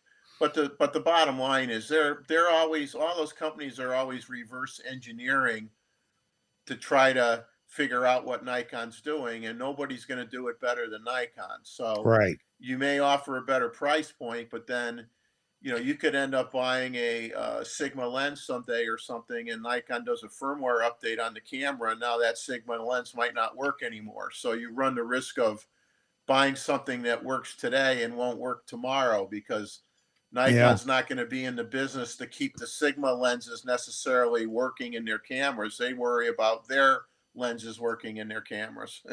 Right. Yeah. I agree with you. Kitty cat chasing the mouse. I got the dog. Yeah. Oh, the dog. I got the dog. Come here, Patch. Come here. We're going to show you off. Come here. Lift up. Yeah, Fresnel lenses have been out for a long time. You're right. I think that's Nikon kind of, well, I was going to say they picked up on that. Look at the beautiful puppy. I got my headset cord wrapped around her. Okay, this is my baby. This is my baby Patches. Patches. All right. Patches is a Dachshund Boxer Chihuahua mix. Wow. So she has the color of a coloration of a boxer, the black and white. Yeah.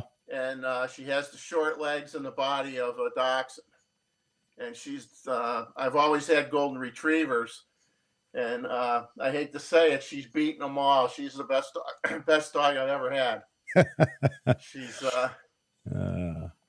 She's daddy's girl. She lays underneath where my feet would be on the desk.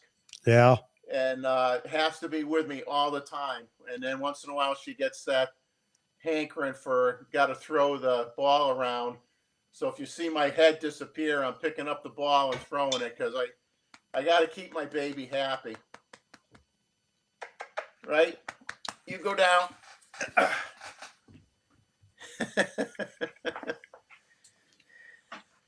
Who doesn't love a puppy dog or a cat? I'm just looking around. Mine's been awful quiet tonight. I'm happy. I'm not going to stir him up, because then he has to get up here. Well, your cat is gigantic. He is huge. But I'm sure it's all fur though too, because my old neighbor had a cat that looked similar to yours, and he sent it to get the lion haircut. Yeah. And where it's like the tail has the bob at the end, and the head has a little more fur and all that stuff. And it was like 3/4 of the cat just disappeared. I wish I could say that's the truth. And although you're right, there's a lot of hair there. He's in his older age. He's put on plenty of body weight. It looks like he swallowed a basketball. But yeah, he's my buddy. He's my lap buddy. Anytime I sit down in the recliner, and this time of the year, it's less and less time in the recliner. So if I sit down, though, he's in my lap. He's not happy because I'm typically getting up in just a few minutes. Yeah, Chad, it's a baby lion. He is. He's the most docile cat, though. Scared of his own shadow. As big as he is, I mean, scared of his own shadow. Poor guy.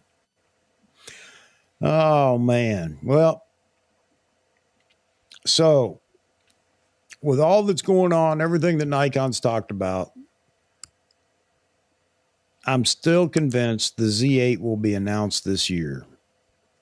I'm still convinced it will be.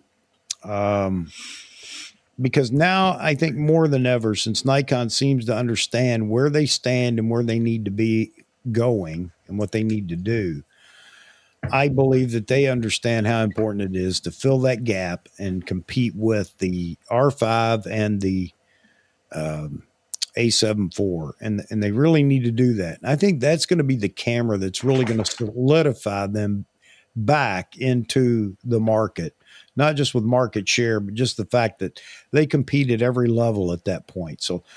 So far, I think that their lens lineup is doing extremely well.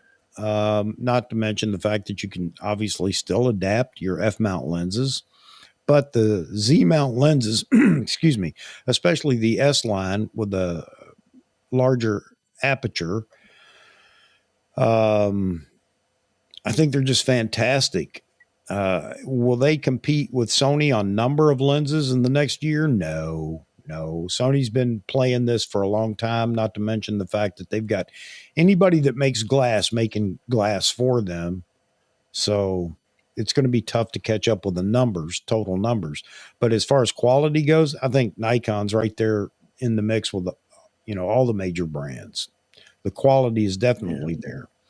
Well, Even though I think their quality's better actually I do too. because of the mount. But as long as they design to optimize the size of the mount, which is bigger than anybody else's, the lenses will be better. And I Yeah. think most people that have reviewed the Z mount lenses, I know like Photography Life says the Z mount trinity of lenses is better than any other brand as far as they're concerned. Yeah. Yeah. And a lot of people on the Canon side, and sort of rightly so, are they still tout that 28 to 70 or whatever it is. One of the first RF lenses that came out, the f2, and I mean the only reason that they talk about it so much is because f2 versus 2.8, but I don't think that makes that much difference.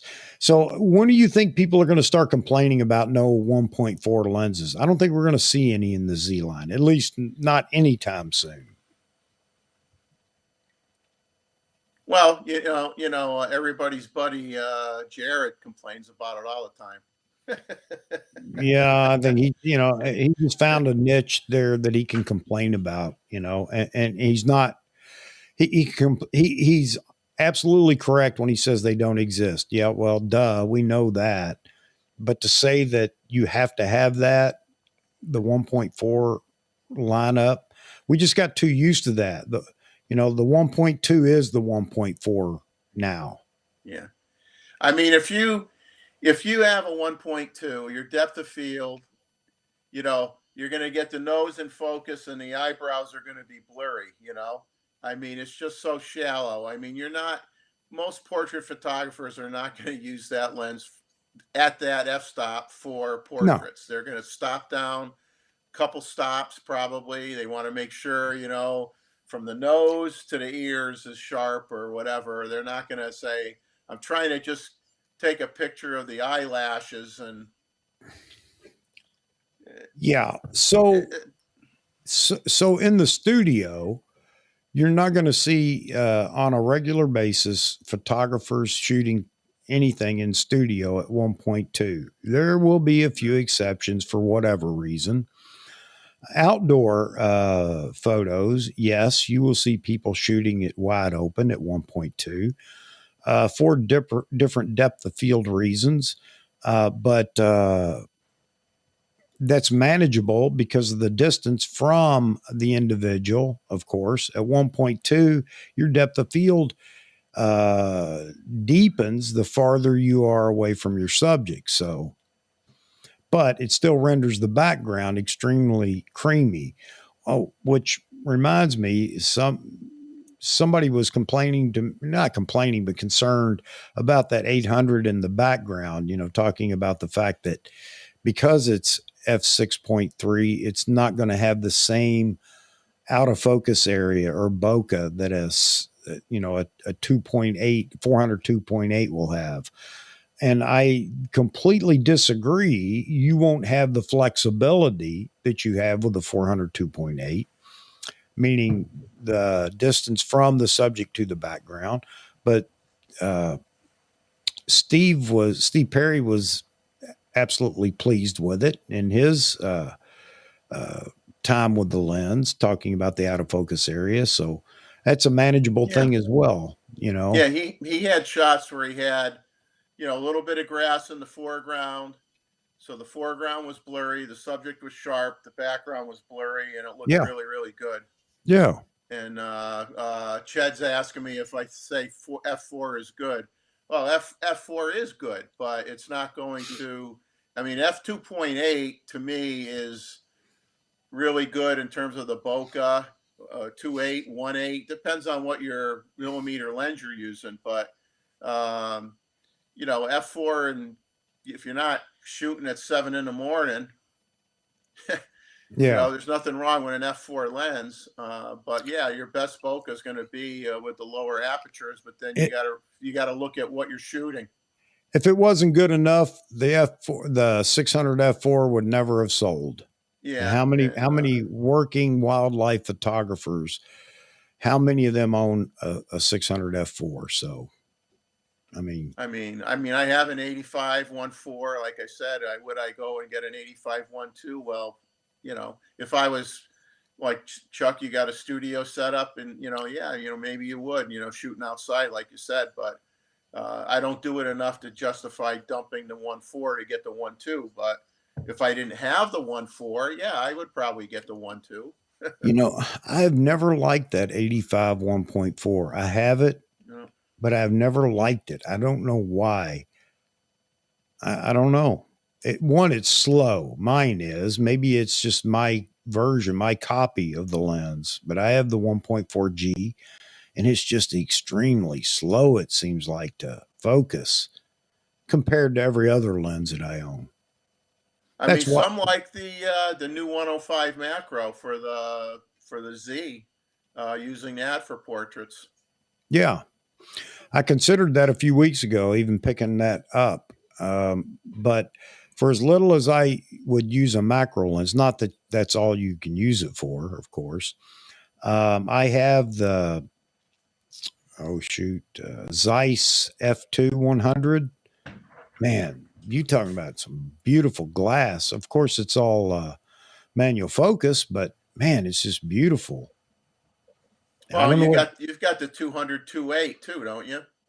No. Oh Or no, I have the Nikon the 200 Nikon f2. Yes, f2? Yeah, yeah, that lens is just phenomenal.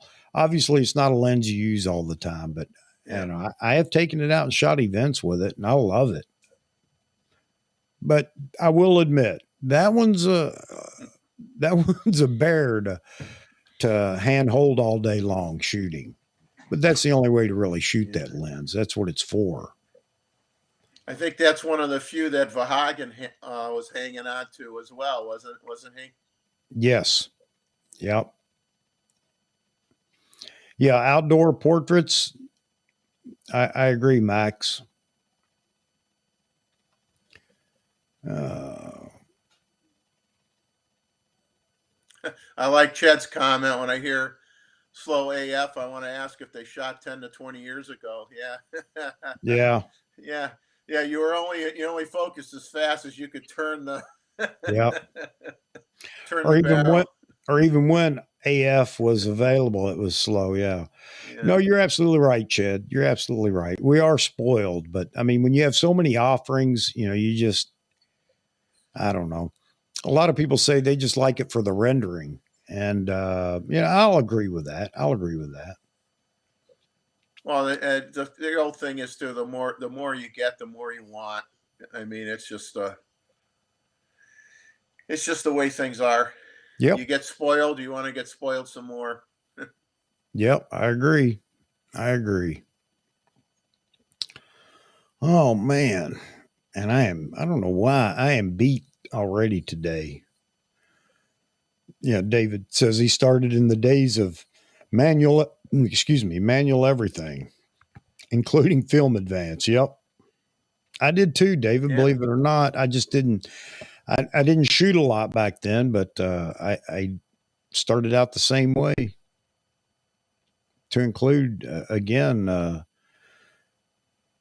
having my own dark room in my garage, which wasn't a dark room. It was just a garage with all the doors closed and building an enlarger. It was fun. I will Yeah. agree. I'd go in the basement. I don't know if you remember, and boy, I think I was probably maybe in high school.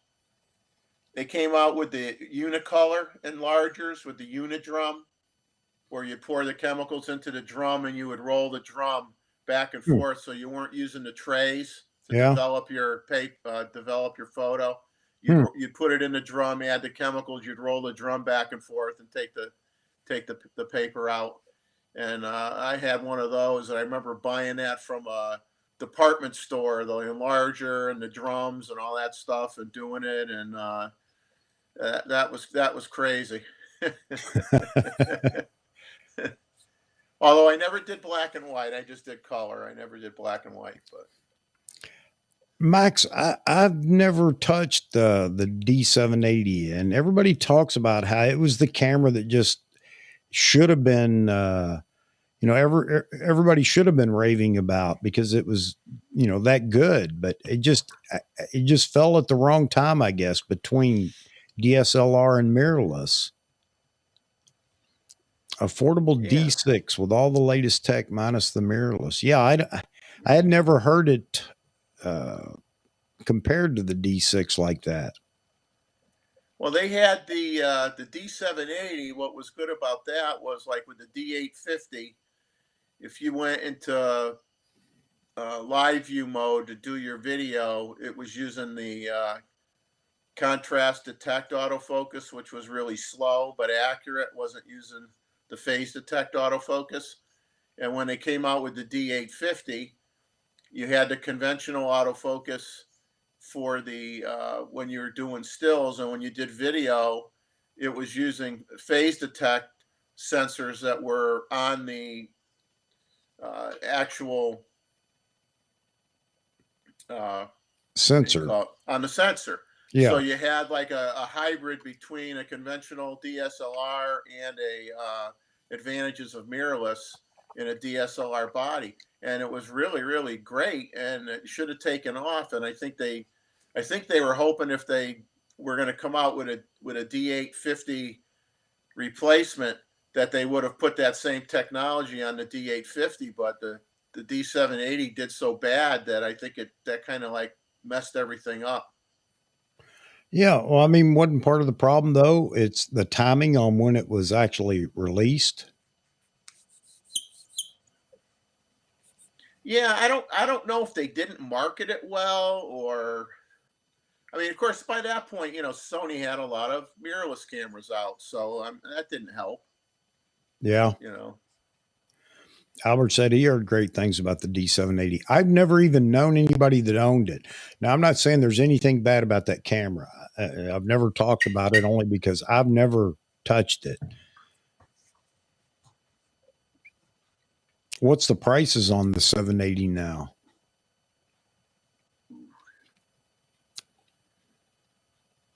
I'm wondering if they still sell it new. I don't know.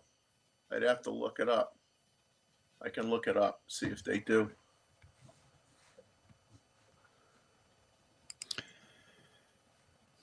Yeah, the first SLR that I used, Chad, was and this is later in the game than a lot of people I know, but the AE1. That's because that's what the Army was using at the time. About 2K for the body. Uh, okay, Max.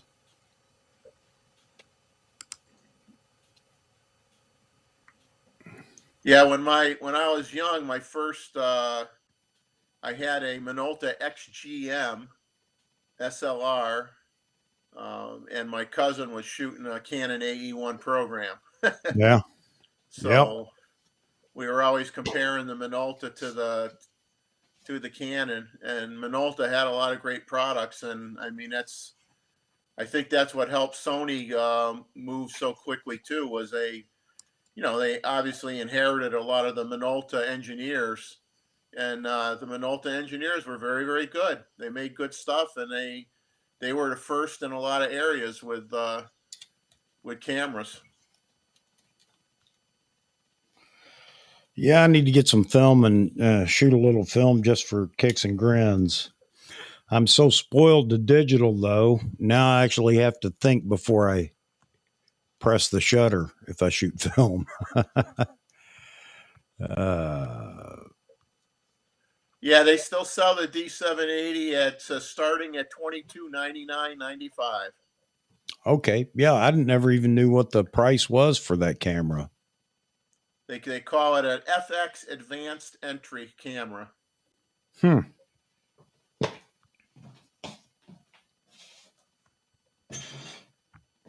It's a shame that camera never really got its time in the limelight. Yeah. Thanks, Agnetha. Yeah.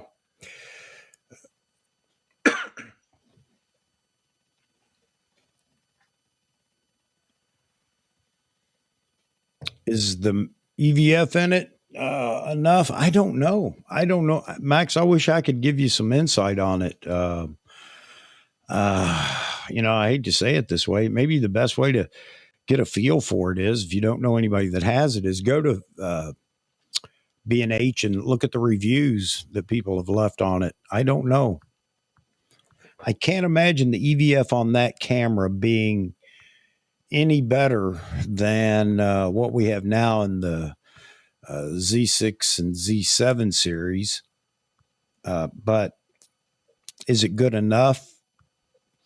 I'd say at that price, I don't know. I think I would go with a Z6 II or Z7 II, or wait and see what the next versions of those cameras look like. The Z6 II, that, or maybe a Z6 III. I don't know what Nikon's going to do next, and that's the $1,000,000 question. Is, you already have Z6 and Z7. We know they're going to use the Z8 name or brand or number. So what are they going to do? Are they going to use a Z6 II or Z6 III and Z7 III to? I don't know. It's kind of confusing, but I just have to believe the Z8 is going to be that D850 replacement. That's not a correct way to say that, though. It's not going to be a D850 whatsoever. But it's going to have to fill the gap of the D850 as the D850 related to the 5D Mark IV and so on and so forth.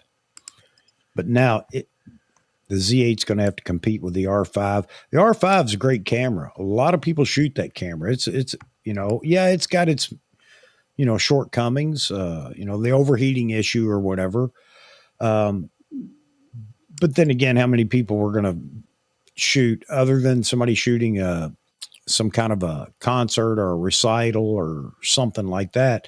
We're going to shoot for an extended period of time in 8K or whatever, 4K 120. It's typically in short bits. But yeah, the R5 is a great camera. And right now, Nikon, even though everybody's going to try to say the Z7 II competes with the R5, it does not.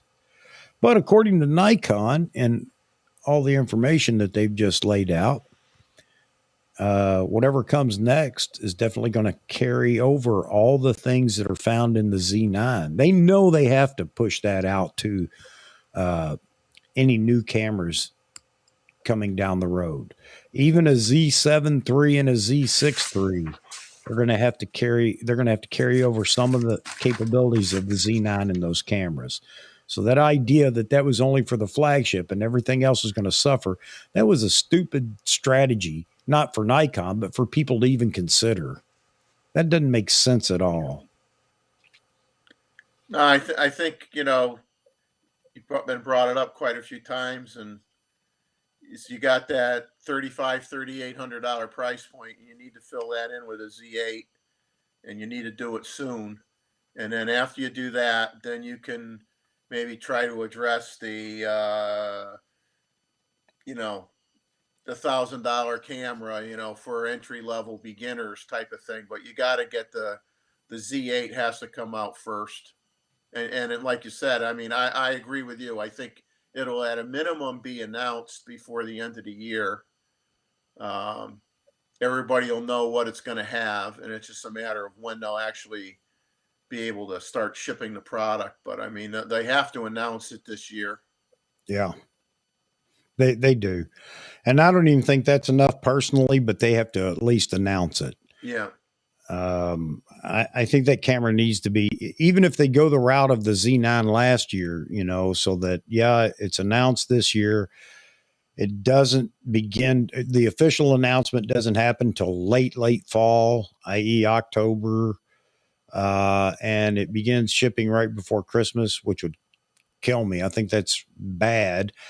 But at a minimum, I think that's what they need to be doing with the Z8. They need to take the same path. Um, will it hurt them too much to delay until next year? Maybe not too awfully much, but it puts them in a better position if they do it this year. That's just my feeling. And Max, that's a tough question. I mean, everybody's going to have their own reasons why they would or wouldn't. But I have all my F mount glass, so I could have just as easily done that, picked up a 780. But I just made the decision to go ahead and go completely over to mirrorless and start the process of building my mirrorless lineup rather than trying to prolong anything in the DSLR lineup. But and I'm really interested in that camera. I didn't even remember that it had an EVF. So very Well, interesting. the 780 doesn't have an EVF. Oh, I thought it did. Maybe mirror up with EVF or something. No, I think it just has. I looked it up. It just has a regular OVF. Yeah, I think it's a regular OVF. But I think the only thing different is that you're using the phase detect sensors when Oh, you're using on the yeah, live yeah. view. That's Okay, it. okay.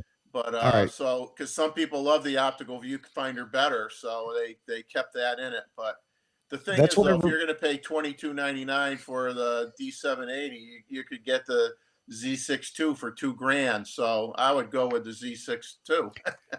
Yeah, Personally, if you feel like you want to buy now or in the next few months, and yeah, yeah, I would say, and Z62 prices are good right now for new. yeah.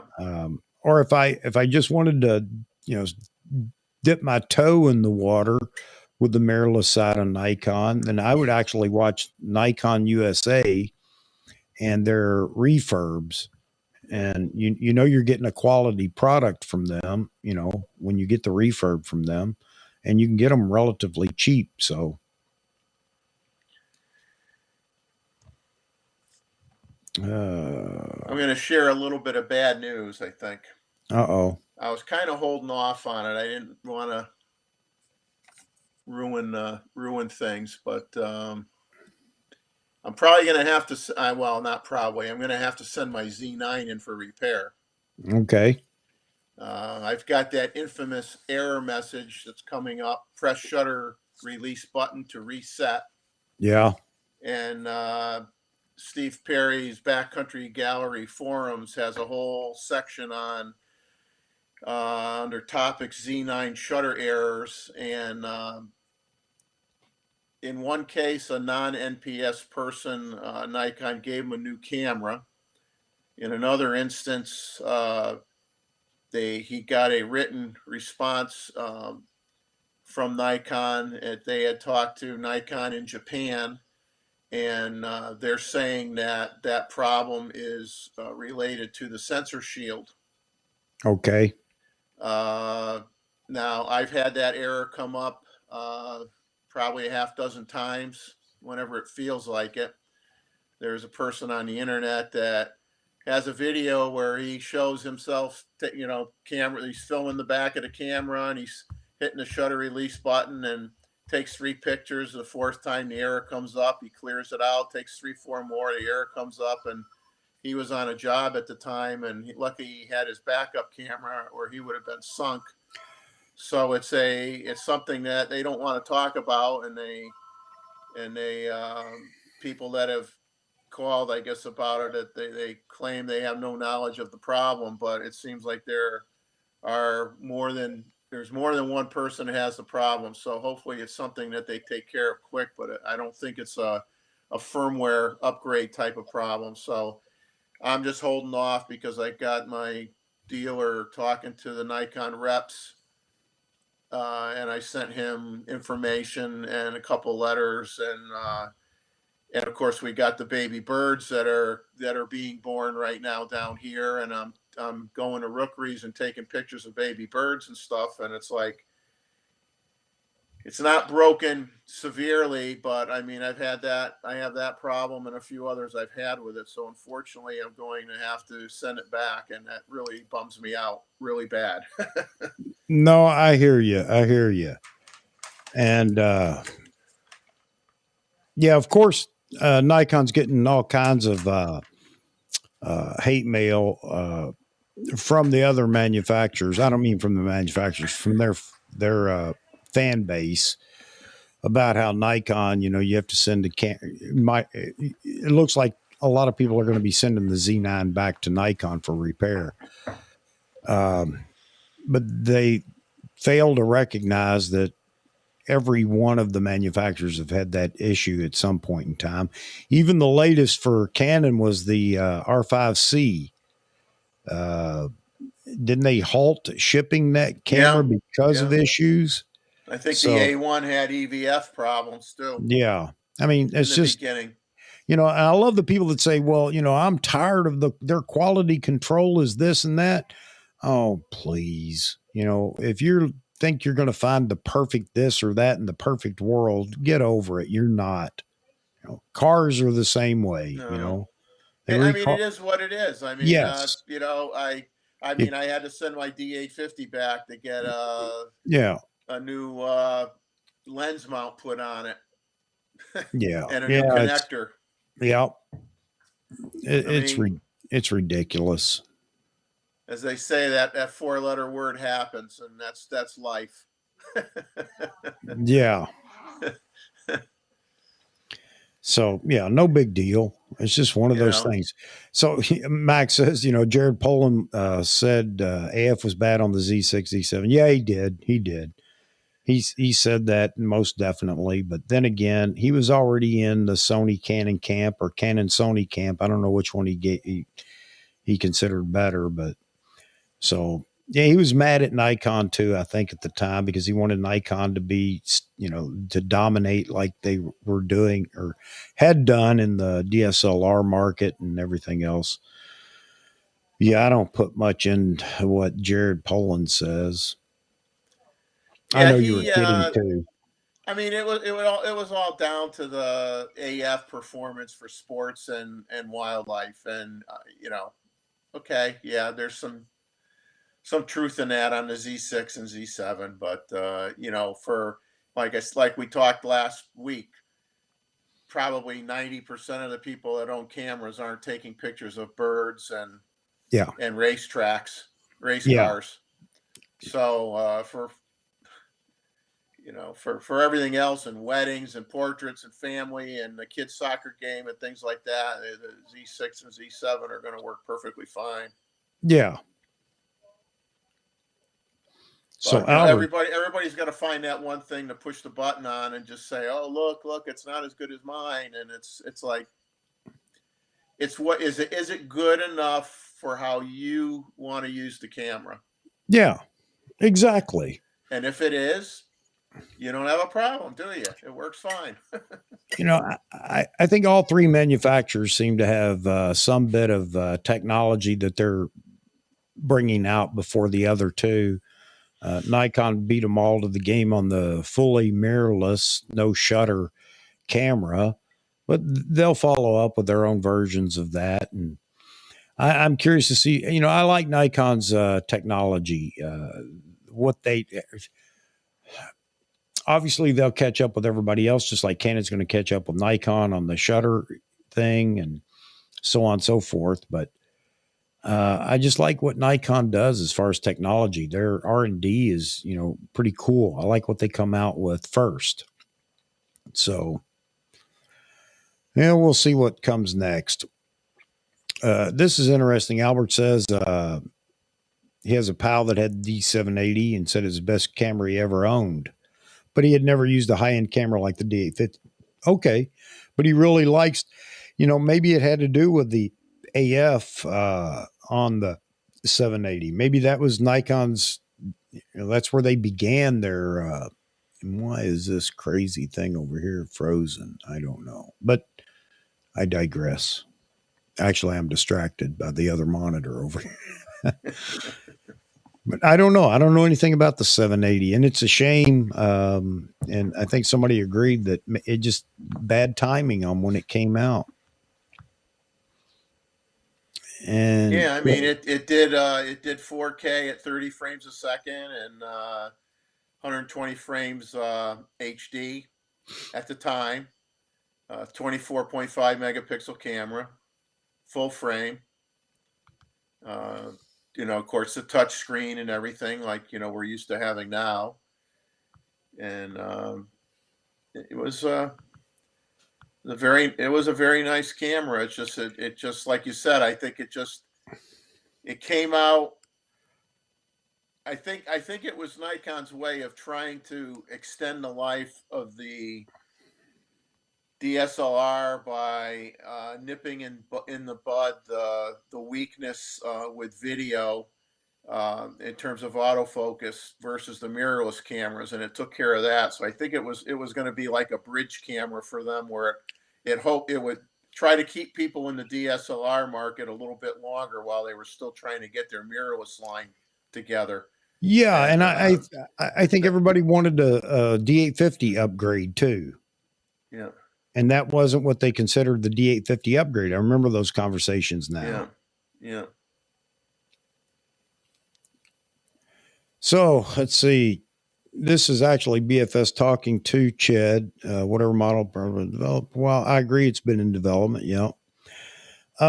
Why not milk the Z9? Because I think they've milked the Z9 already, honestly. Will people cancel their orders for the Z9 if they were to announce the Z8? It depends on what they announce. I don't think we'll get the announcement, but I think we're going to get some leaks here before long.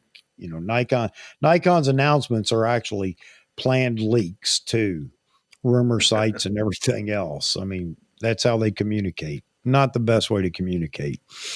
Um, yes, there will be some that would say that's it. I'm just going to wait for that camera. No doubt about it, because they didn't really want the Z9, but they want what the Z9 does. If they think that there's another camera that's coming out within the same time frame that they might get their hands on a Z9, yes, they may decide that, well, I'm just going to go ahead and shift and wait for that. But But I think if they announced the Z8 being available at the end of the year, some people would be waiting over a year to get that as well. I mean, they're still going to be waiting quite a while. yeah, now, but as far as, and everybody seems to think though, high end cameras have a better profitability. I don't know that that's the case. Volume No, is well, what, and volume allows you to buy the parts at a discount. yes, and you saw on their little slideshow, they're looking for volume sales, not volume Z9 sales, volume sales Yeah. overall. So I don't know. I'm not buying into the argument that they want to sell nothing but and as many as they can Z9s. I think that Nikon would appreciate the fact that it would take some of the pressure off the Z9 deliveries, to be honest.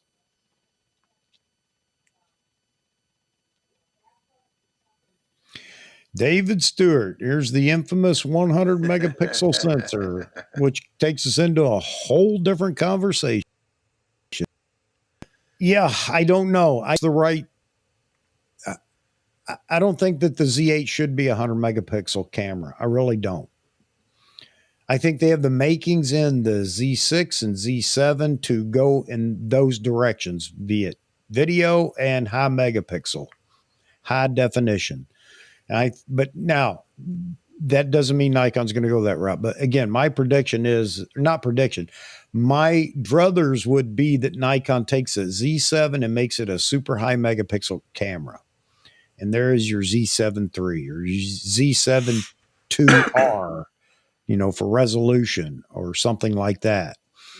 And make the Z8 the baby Z9. I think that's the best way to go. And I think that I don't know. They would have to do the cost analysis to determine the sensor. You know, you could either put the same sensor in the Z8, or that could become a 33 megapixel sensor that still gives you 6K, which doesn't steal the 8K away from the Z9. Plus, it gives you the frame rate that you're looking for, the smaller body size, and maybe works best with. Remember, that camera is going to have physical limitations only because of its size. Heat dissipation and battery life are the two first things that come to mind. The Z8 is not going to be as capable as the Z9 in those two areas. I mean, that's just physics. And So, I'll tell you, I certainly wouldn't want to see it with a fan on it like the Canon cameras. right. It makes the body too fat. Yep. I agree. I agree. So at least that's what I would like to see Nikon do. And I'd like to see some leaks come out here before long to give us an idea, that bit of hope, the ray of hope that, hey, it's on the horizon. But I don't, again, I don't think that Nikon's so concerned it's going to steal everything away from the Z9. Sales are sales, money's money. And I mean, that's what the company's looking for. I mean, they need to get that firmware upgrade and bug fixes done and out on the Z9, because if you're going to, which you need to do, as you said, any camera coming out after the Z9 needs to at least have an equivalent autofocus capability. You have to make sure that the autofocus is, you tweak it a little bit, from your time the camera's been out, some things you want to improve. You optimize the AF on the Z9, and once you optimize that, and that might only require the next firmware upgrade. Right. And once you do that, then you can feel comfortable taking that AF system and putting it in anything else. Yeah, and I think the AF is Yeah. actually going to be better on the next camera that comes out, better than what's on the Z9. I know it sounds absolutely crazy, but I really think that Nikon's onto it now, and they're going to continue to tweak it. I like your comment here, Gustavo. I'm in. I'm in for that timeline. That would work for me, but I don't know if it works for Nikon. But I agree with that. That would be great. Woody says, Woody, I know I say there's a lot of desire out there for a DX Pro body. And there is, but I don't know if Nikon's ready to go there just yet or not. And you heard what Josh said when he was on the show here. No, do not go Pro DX. Nikon, don't do it. He has his own reasons why he would rather they didn't. But I think that there will be a pro body DX camera, but I don't think they feel that they're not fan base, but their customers are ready for that yet. When I say ready for it, I don't think that there's enough yammering going on in the wings about we got to have a pro DX camera.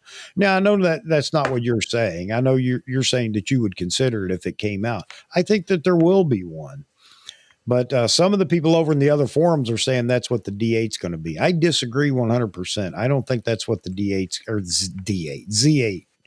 That's what the Z8 will be. I don't think so. No, Z8's going to be, Full and you frame. hate to use the term D850 replacement. I mean, the Yep. D850 was a one of a kind camera. I mean, you're Yep. going to have some semblance of a D850. Maybe body size might be is probably going to be bigger than the Z7 II, but smaller than the Z9.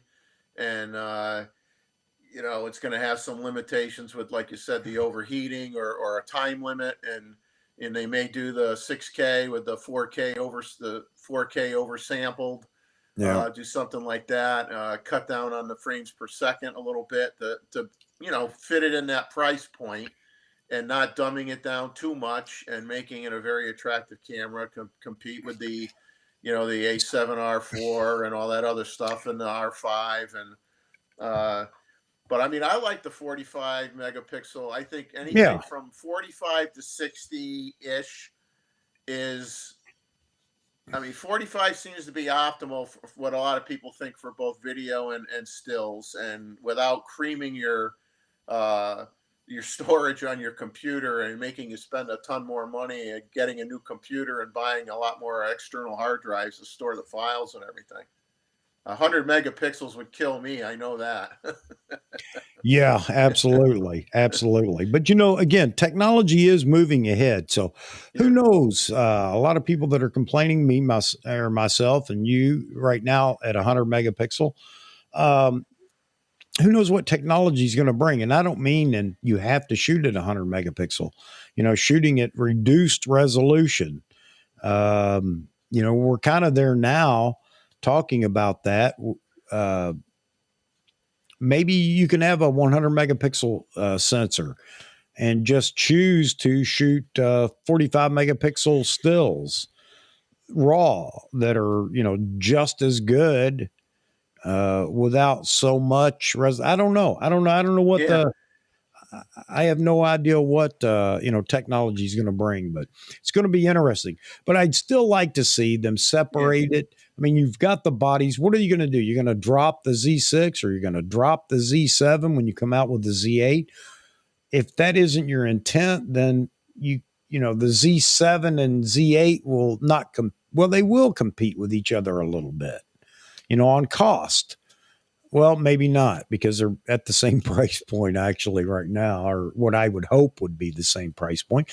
But make that Z7 that super high megapixel landscape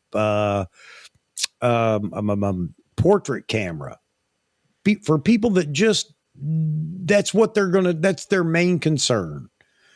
And then you're going to sell more cameras anyway, because portrait people will go in that direction, landscape people and everybody that wants the best of all worlds will go towards the Z8, and then make the Z6 a fantastic video camera with just Yeah. fantastic video specs.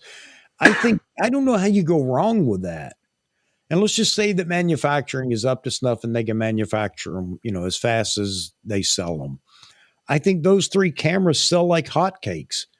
The Z9's already, it's hit its apex on, from the audience, the crowd, with all the pre-orders that are in and everything else. I think we get caught up too in the pre-order dilemma with like B&H. B&H is still working on day one, or maybe they finally got to the morning of day two.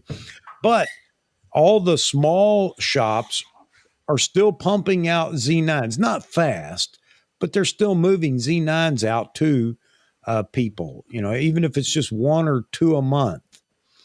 But B&H probably had more than 2,000 orders for the Z9 because they're B&H. I mean, But yeah, give me those three. Give me the Z6 video camera. Give me the Z7 super high resolution camera and the Z8 that's just a baby Z9. And we can talk about what specs go into a baby Z9. That's a whole other topic. But Nikon knows that is a formula that works. Everybody talks about, stealing from the flagship, blah, blah, blah. Nikon's done it since the D3, D700. And it's worked, and it works extremely well. Having that just below the flagship pro body that's the baby of the flagship. So why not? Why quit that now? Why stop something that works? well, they did it with the Z6 and the Z7. They were Yeah, basically the same except for the sensor yeah, size. yeah, I mean, they were mirror images except for the sensor size. yep, So and in the old days you'd have some DSLRs where they had like a sister camera. They had a yeah, different version of the body that did something a little different. Even if it was something as silly as one had the filter in it and one didn't have the filter in it, or one was better for yeah, astrophotography than the other yeah, one, or they did that all yeah, the time. They did that yeah. all the time. Max is talking about, hey, you guys uh, drop it in the comments. What's your everyday walk around camera and lens? You know, Max is talking about it because Jay Mazel, great street photographer. You know, he liked a wide angle, get right up in the face of people in the street and things like that for a lot of his photos. I enjoy watching his photo shows. I've seen him on B&H a couple of times. But yeah, drop what you carry around regularly. And to be honest, I don't always have a camera with me. It depends on what I'm going out to do. If Mama and I are going out to whatever, any, you know, some kind of a market or something like that, yeah, I'll carry it. But I typically take my Z6 II and the 24 to 70. Yeah, I know, but I have the 24 to 70 f4, so I don't have a, you know, the big honking lens. But I'm not opposed to that either because again, I don't care. I'll carry it around on a camera strap with me wherever I go, and that's what I carry. But you know, you guys can drop in the chat what you carry. But I want to jump to this real quick, and you can tell them what you carry if you want. But I wanted to go back to this real quick. And it's a good question by Albert. You know, a lot of people ditch Nikon in favor of Canon and Sony. Absolutely true. I wonder if they're questioning their decisions, particularly those who are interested in photographing wildlife. Man, I can't speak tonight. You'd think I'd been drinking alcohol. And yeah, I think that there's probably some buyer's remorse on the Canon Sony side a little bit. And not remorse that Canon and Sony are bad, but that Nikon's coming back to life and starting to introduce a lot of great things in the mirrorless world. So, but you know what? They may come back to Nikon. Some people have already said that they're jumping over to Nikon or adding Nikon back into their camera gear. So that's a good thing. Well, the sad thing is, I think a lot of people who left Nikon didn't want to leave Nikon. They Right. got tired. They got tired of waiting. They felt like they weren't given a choice. Things weren't moving fast enough, and they pulled the trigger and they left.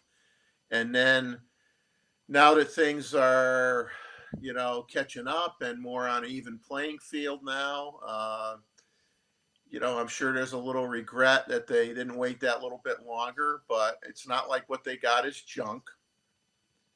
Yeah. But if you change systems, I mean, you really had to be at the end of your rope to do that because you're dumping all your lenses and you're buying all new and you're probably spending if you had 4 or 5 lens kit with a you buy an A1 and buy 4 or 5 lenses, you're going to be dumping 20 grand. Yeah. So yeah, that was a hard decision for a lot of people, and then unfortunately I think a small percentage of the people that did that kind of got bitter and were some of those that were, I hate to say, hoping Nikon would fail to almost justify their reason for leaving. Uh, Yeah. Yeah. and that was a sad thing. I think people went from kind of upset that they didn't have anything to offer, and then they jumped ship, and then they got bitter and mad. Yeah, you're absolutely right. And it didn't help that the Sony fanboys and so on and so forth jumped in on that too. Again, hoping Nikon fails for whatever. I don't understand why you would want that to happen. Do you want to be number one so bad that you hope everything else fails? What good does that do the industry? But No, that's and just, and it's you, immaturity, is what it is, and really. if you have a monopoly, who wants a monopoly? Because let me tell you, all of a sudden that Sony A1 is going to be Yeah. a $10,000 body now because there's no competition. Yep. I go back to Henry Ford. If it were So up to Henry Ford, you'd have a Model T today because that's all you need. That was that's his quote. I give them what they need. You know, I don't want somebody making that decision for me, but anyway. So what are the physical limits of the full frame pixel size combination for F4 and F5.6? I'm missing. Help me out, Jeffrey. you know what the physical.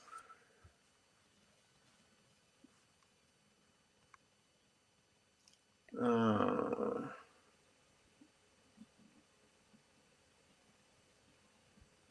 T-Mid, good to see you, Yeah, buddy. I'm not Thanks sure for what dropping that's. in. I don't know what really Help us that's. I out, don't quite Gustavo. understand the question. You got to dumb that down to Kentucky, and for me, Yeah, brother. yeah, and I'm in South Carolina now, so I dumbed myself down a little bit too. Ooh, Uh, ooh. yeah, Moz, man. I don't know what the total numbers are, but yeah. But it's where everybody goes to order everything, and it takes a couple of times before you learn. Don't do that anymore. Especially a high demand item. Don't go to B&H for it. I hate to say that because I love shopping at B&H, but when it comes to cameras and lenses now, I go to my store and I get on the list early.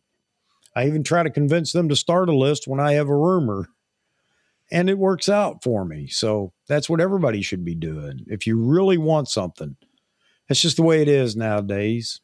It's just the way it is. Mozman has a great statement here.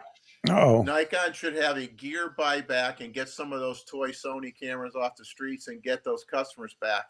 What oh, I think Nikon should have done was they should have had a very fair trade up program. Trade in your DSLR with your F mount lenses, and we're going to give you, a really good deal on a mirrorless camera. They could have pushed the flow into going mirrorless if they had come up with a very good ad campaign, marketing campaign to really entice people to make the switch. yeah. Yep.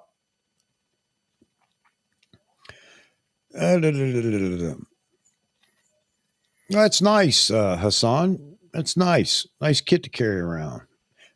Man, that ZFC did sell like hotcakes, didn't it? Or it still is, from what I understand. I And I mean, got I to tell you, I'm enticed by that little camera. I like the look of it. I mean, I held one in a store, and I know they sell an optional. They sell like a grip you Yep. can add to it because it does need a little bit of a ridge there for Yep. holding it. So they sell that. But I mean, I think that's a great street camera. I mean, I would never, or a portrait or everyday camera. I would never use it for birds or anything because if you're spinning dials and doing everything the old-fashioned way, it's too slow to do that for sports and birding. But for everything else, I mean, it's a fun retro camera. I held it in my hand. I really liked it a lot. I mean, I'm like, gee, if I want something to just throw in the car and put a 24 to 50 on it or something in, or 24 to 70 lens on it and a carry around type of thing. I mean, I'd Yeah. like it for that. It's Yeah. really nice. It's nice. Who Agnetha, knows? Maybe I will someday. good point, Agnetha. And it is true. But I mean, people are willing to do it. And this kind of jumps back to for pros, working pros, it's probably very difficult to do. And I know it really hurts them to have to think that they want to do that. But again, for hobbyists, people that have all that, it's their hobby, cameras, shooting, photography, whatever. And they have the disposable income to do that. And some do it. I mean, I don't know if it's true or not, but I know you heard this, Chuck. I mean, some people that were ambassadors or some of the Sony ambassadors, Sony gave them the gear. Yeah. And there's probably, I don't know whether, yeah. Well, what's the I mean, guy? most of the Nikon guys say, "Hey, I had to buy it. I What's the didn't guy that get it." just posted the video? FJH, I think, is the YouTuber, the Sony guy that just said he broke ties with Sony because he just felt like Sony wasn't giving him the time of day for all of his creative content and things like that. He was one of the Sony artisans, and so I don't know. Now it sounds like Nikon again in this. It sounds like Nikon is really thinking about kind of ramping up. Let's get the let's get the vision out there. Let's talk to a new demographic for them, which is another thing we've been complaining about, or I've been complaining about, is, that's your sales into the future. Don't be catering to people like me, because you know you're not going to live as a company if you're following us, old folks. You need some of the younger folks to come in and invest in the Nikon brand. So maybe they finally decided to do that. I'm curious to see what they do.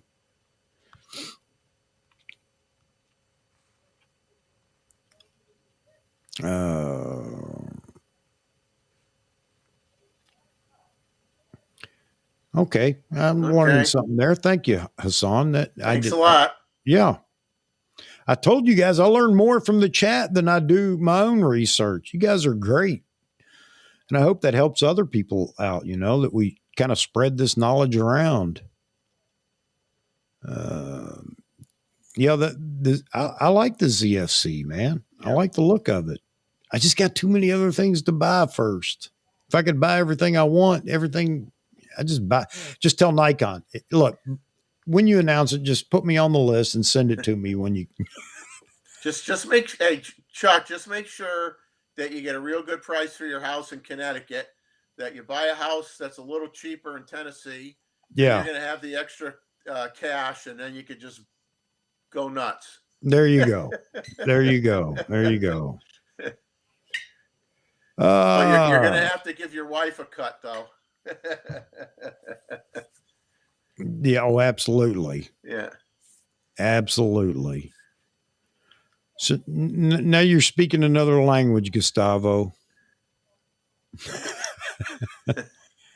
No, I understand pixel density and everything else, but theoretical limit due to the size of different wavelength and diffraction in lenses, that's new to me. So it's interesting. Oh, if you want to talk diffraction, YouTuber Cool Wildlife One had someone who was very technical talking about the wavelength capabilities, red, blue, and green, of different megapixel cameras. Huh. And I think if I remember right, boy, I'm going to screw this up. I know it. One of the wavelengths, and it might have been one of the wavelengths, I think, kind of maxed out at around that 45 megapixel sensor. Whereas the other two colors were still had more room to expand in terms of having a higher megapixel count.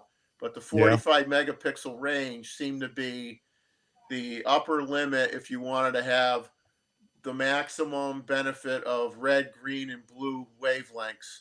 But if you go to his website, they were talking about it in reference to the 800 PF lens, and this guy got really technical. And I watched about 2/3 of it, and I'm a techie guy, but I watched 2/3 of it and said, "Okay, I got to get a breath of air." well, there's no hope for me.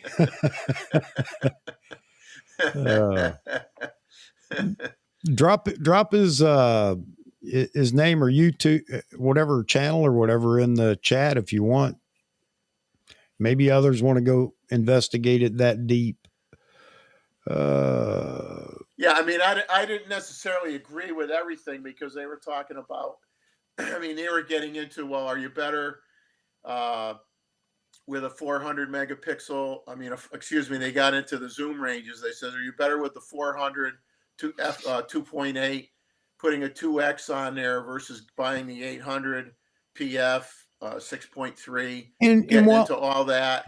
And while I like all that technology, again, I go back to what do the photos look like? People will say, well, diffraction's so bad. And I look at the photo and I say, I love that photo. I don't care, what's going on in it. On the backside of all the technology, I don't care. But you know what? It isn't hurting the photo because I love the photo. No, and that's like shooting at f22 or something anyway. Yeah, well, why do they make a lens that goes to f22? I mean, and then the thing is, to me, if you use the logic, well, I could get the or they'll use the logic and they'll say, well, shoot with the 400 and then just crop to make it bigger, but then you're reducing the resolution of that file. Yeah. Now you reduce the resolution of the file if you want to go by the old rule of, okay, optimum print quality is 300 Dot 300 per dots inch. per inch, Yeah. which unfortunately most of the guys outside printers, like if you buy a printer, like $1,300 printer, you're going to get 300 dots per inch. You send it Mm-hmm. out to MPix or somebody, they do 250 dots per inch. They don't do 300 dots per inch. But, and a lot of them only do 250 dots per inch, and some of them only do 200 dots per inch.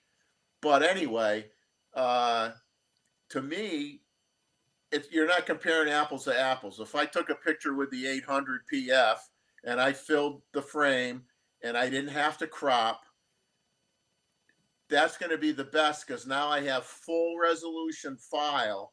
I could print that as big as I want and it's going to look great. If I got to take a file that's cropped and then say, oh, I'm going to just print it that big, well, it's not going to be a 250 dot per inch photo anymore. It's going to be a 150 dot per inch photo. So I'm going to have to stand farther away from it to look at it. yeah, and it's all how close you are, how far away. Right. But, everybody likes to put a magnifying glass at the lower left-hand corner of the print and say, oh, see that? See that? Thinking about that, heading. I've never had anybody come to my house and walk around the house and stick their, walk right up to every photo and look at it. It's like, oh, I like that. No, it's crazy. Yeah, it is. It is. So, hey, Moz, man, that's the guy I'm talking about. Yeah. It is pretty lousy. He wasn't happy, but you know what? If it's the same video, and I'm sure it is, at the end, towards the end, he was almost like he was begging them to come back and court him, I'd go back. So I think it was too late after all he said in the beginning of the video to be saying, well, I'll come back. I think they pretty much said, nope. Thank you. Made it easy for us. I think I already threw this up there, but I will. And let me keep moving here. I think I'll do that actually, Moz, man. I'm going to write a check for the amount I want to spend and send it to them and say for the Z8, if it's actually delivered by. I like that idea. That's almost my old joke about Build-A-Bear. Everybody wants to build a camera company. So everybody can just pick what they want in it. It gets assembled and they take it home with them. Oh, man. Well, remember when you used to buy cars 25 years ago, the catalog would be like 20 pages long because you could decide whether you wanted the cigarette lighter in it or not. Yeah. And every option had a code. And then finally it was like, okay, we have 3 or 4 trim levels. That's it. Yeah. That's it. Yeah. But in the old days, you could sit there for half the day at the dealership, but at least you could say, I want the sunroof, but you weren't stuck like, well, you only get the sunroof if you buy the nav system. Yeah. Yep. So is that it? Cool Wildlife 1? Yeah. Okay. Let's see. Yeah, he's very good. He gets a lot of pictures of owls, and he shot owl in flight, like what do you call it, snowy owls or whatever, at using the 120 frames per second. And then what's nice is he'll take a bunch of pictures, and then he'll bring up his software and he'll go through all the files and show them to you and show, okay, here's where a few are out of focus. And, but he'd get like a 96% keeper rate. Yeah. And then he showed why it made sense sometimes to shoot at that 120 frames per second to get that perfect wing position, the snow falling off the tail ends, everything just right. And he's had some very good videos. He's a very good photographer. Man, what a bad host am I. I didn't put the phone number up there for anybody that wants to call in. I forgot all about it. I forgot all about putting the number up. A monthly photo challenge. You know, we talked about that the other night or the other day. I think it was Wednesday, and you know, I think it's an idea. I I wouldn't want to do a challenge or anything like that, Hassan, but I think maybe once a month I need to do a show where, you know, I just have everybody send their photos in that they want to display. Everybody send in at least one photo. Try it out that way first to make sure we don't get overwhelmed, and just have a night where I'll just go through everybody's photos. No critiquing on my part, but let everybody else talk about it in the chat room. Yeah, David. Yeah, we've talked several times, David. I know you have the number. So the other night, you guys don't know this, but as soon as I shut the show down, the phone rings. It's David. I always enjoy talking to him. We talked for a few minutes, and that's when we talked about the possibility of maybe having a show where, you know, David, can you whittle that down to an hour just to whet everybody's appetite? Maybe we'll plug that in here in the next couple of weeks. Have you in one of the shows? Give us an hour's worth of, because I think it's interesting and I would like to hear it, but it's just not everybody has access to the an area to be able to shoot the aurora. But still, it'd be interesting, and there's a lot of learning in that, about photography and things like that. It applies to other whatever things in photography. Hang on here. Let's see. Yeah, join the Facebook group. Yeah, you guys. Let me throw that up there too. Thank you, sir. And this Facebook group is not all about, I don't know. It's just another, just like the live stream here. It's just an area to go drop photos. Nobody's going to critique them unless you want people to critique it or whatever. But there isn't a bunch of crap that goes on in there. I'm just not going to have that. And you want to drop photos, I don't care if they're snapshots, whatever it is, drop it in there because everybody likes to see photos, and that's really what it's for. So it's kind of an extension of the live stream. And there it is, Nikon Amateurs Group. Why did I say Amateurs Group? Because, I don't want anybody to think, well, I'm afraid to join or post a photo or whatever. No, we're just a bunch of people, photographers that, want to show a photo off for whatever reason. And we're not going to, I'm not going to be a pixel peeper, and nobody else is either. Well, you know what? Or again, unless you ask for comments or critiques. So there you have it. David says he could do his pitch in 15 minutes. Well, David, I don't know. I didn't mean it had to be that quick, but maybe we do have that. We'll you and I'll talk about it, and I'd like to throw it in here because, like, just have David talk like those commercials where the guy talks really, really fast. Yeah, yeah, exactly. 95 weeks, like that, and then 10 minutes. Exactly. Yeah, no, Hassan, I didn't mean to leave there. It's just like everything else. My wife critiques this, by the way. Every time I do a live stream, she critiques it and tells me everything I've done wrong. I'm waiting for something good. And then she's finished. I'm like, well, wait. Is there anything you liked? One of the things is the subscribers and the likes. She's constantly, you got to tell people to do that. I said, I don't want to tell people to do that. If they like it, they'll like it. If they want to subscribe, they'll subscribe. She goes, but people don't remember that. So anyway, and I often forget to do this too. So the phone number, call in, talk, chat, be on live.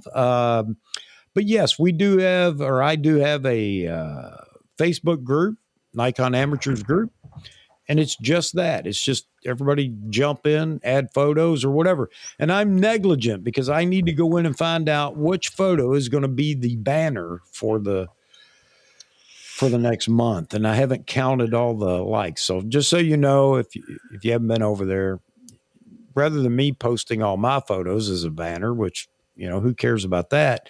I decided that the photo that gets the most likes will be the banner for the month. And if there's a tie on likes, then the photo that got the most comments will be the banner for the month. So anyway, I need to go do that. I'm surprised you guys haven't been beating me up about it, and rightly so, because I am negligent. But yeah, son, get over there and check us out, man. Join our group. It's a private group only to try to keep out some of the trash. But you're going to get, you'll get approved. Woody Mallory is managing that right now for me, and he keeps a keen eye on people that want to join. So by all means, do that. Mods man, there you go. Okay. Take it easy, David. David's taking off. Oh, I missed that. David, hate to see you go, man, but glad you were in here tonight. Hope you're doing well, buddy. Hope you're doing well. Mozman won't do any good because every time the show ends, I shut that phone off. This phone is strictly for the channel. Again, my wife, why do you need a phone for your YouTube channel? And then I explained it to her, and she said, well, that's neat. Okay, so we're good to go. So what else we got? Let's see. So Chuck, do you already have a place being built or picked out in Tennessee that you're going to move into, or? Okay. We have been looking for about 7 or 8 years now, and we should have bought 4 years ago, and we didn't. And now it's going to be different. So I'm probably going to wind up renting initially, because I'm not buying at the top of the market right now, because the property down there has gone sky high with everybody thinking, with COVID, they could sell their homes for 3 times the amount and so on and so forth. And there were a lot of people leaving cities and whatnot, moving out into the countryside. But the short answer is no, we do not. We continue to look. We've had a realtor that's continued to provide us with things that we might be interested in. And it looks like we're just going to, because we're getting out of here, we're just going to rent, at least temporarily. I don't know how long temporary will be, but temporarily. And, when the right place comes along, we're going to buy it. But that's going to be our retirement home. So we're not going to rush down there, and, all our equity will go into the higher prices right now, or not into. We won't have any equity. We'll be underwater on the property in 2 or 3 years when prices level again. So yeah. Anyway, that's the deal. But we are definitely getting out of here. Got to get out of the Northeast. I've met some wonderful people up here and really enjoy them. It's a beautiful state, Connecticut. The weather's terrible. Wouldn't wish it on anybody, because I'm from the South, so I'm not used to this crazy weather up here. And let's face it, politically, we aren't aligned, Connecticut and I. So I got to get out of here. Well, when I lived in Connecticut, I used to say, well, at least it's better than Seattle. Yeah. You're right. You're right. If I had to pick between those two, you're absolutely right. I'm all about Connecticut. Hey, Gustavo, refresh my mind. I have no idea what was a good idea. And, my wife would tell you that that's always a surprise for me to hear something like, hey, that's a good idea.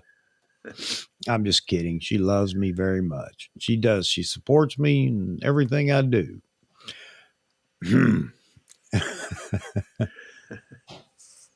All right. He's gone.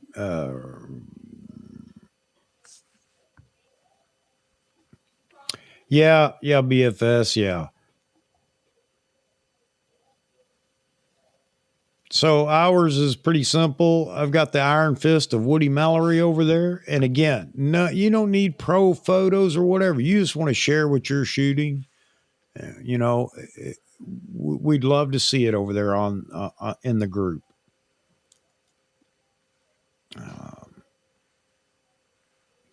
Yeah, pestering me all week long. No, actually, I wouldn't mind. I still get calls from a lot of people that I've met through this channel already. Um, but yeah, you know, and maybe this sounds terrible to say it this way, but right now in my life, I've got so much going on in life, trying to get this house together and get out of here that, yeah, I try to get my chores done every day and kind of keep an eye on what's going on over here. So, oh, showing pictures from the community. Yeah. Thanks, Gustavo. Yeah. And that's what it's all about, man. That's exactly what we want to do it for. Oh, here you go. Yeah. Actually, you have somebody working on a shirt, not for me, but he had an idea, and I'll wait and see if he wants to do it or not. You guys might want it. I told him it's his idea. He can do it, but it has to do with the grits incident. And you may No, see, no. you may actually see that over there on the Nikon Amateurs group, by the way. So that's what you reminded me of, Agnetha, with I shoot JPEG. I don't sniff lenses. Yeah. I don't know if that would be too pointed for Mr. Jared or whatever. You don't do the wind tunnel test? Yeah, the wind tunnel test and all the other. I know it's just his stick and being funny. Yeah. Oh man, oh man, where's the time go? So, just so you guys know, talking to Frames the other after the fact, after he was on, I think he had a great time. Finally, he had an opportunity to join us.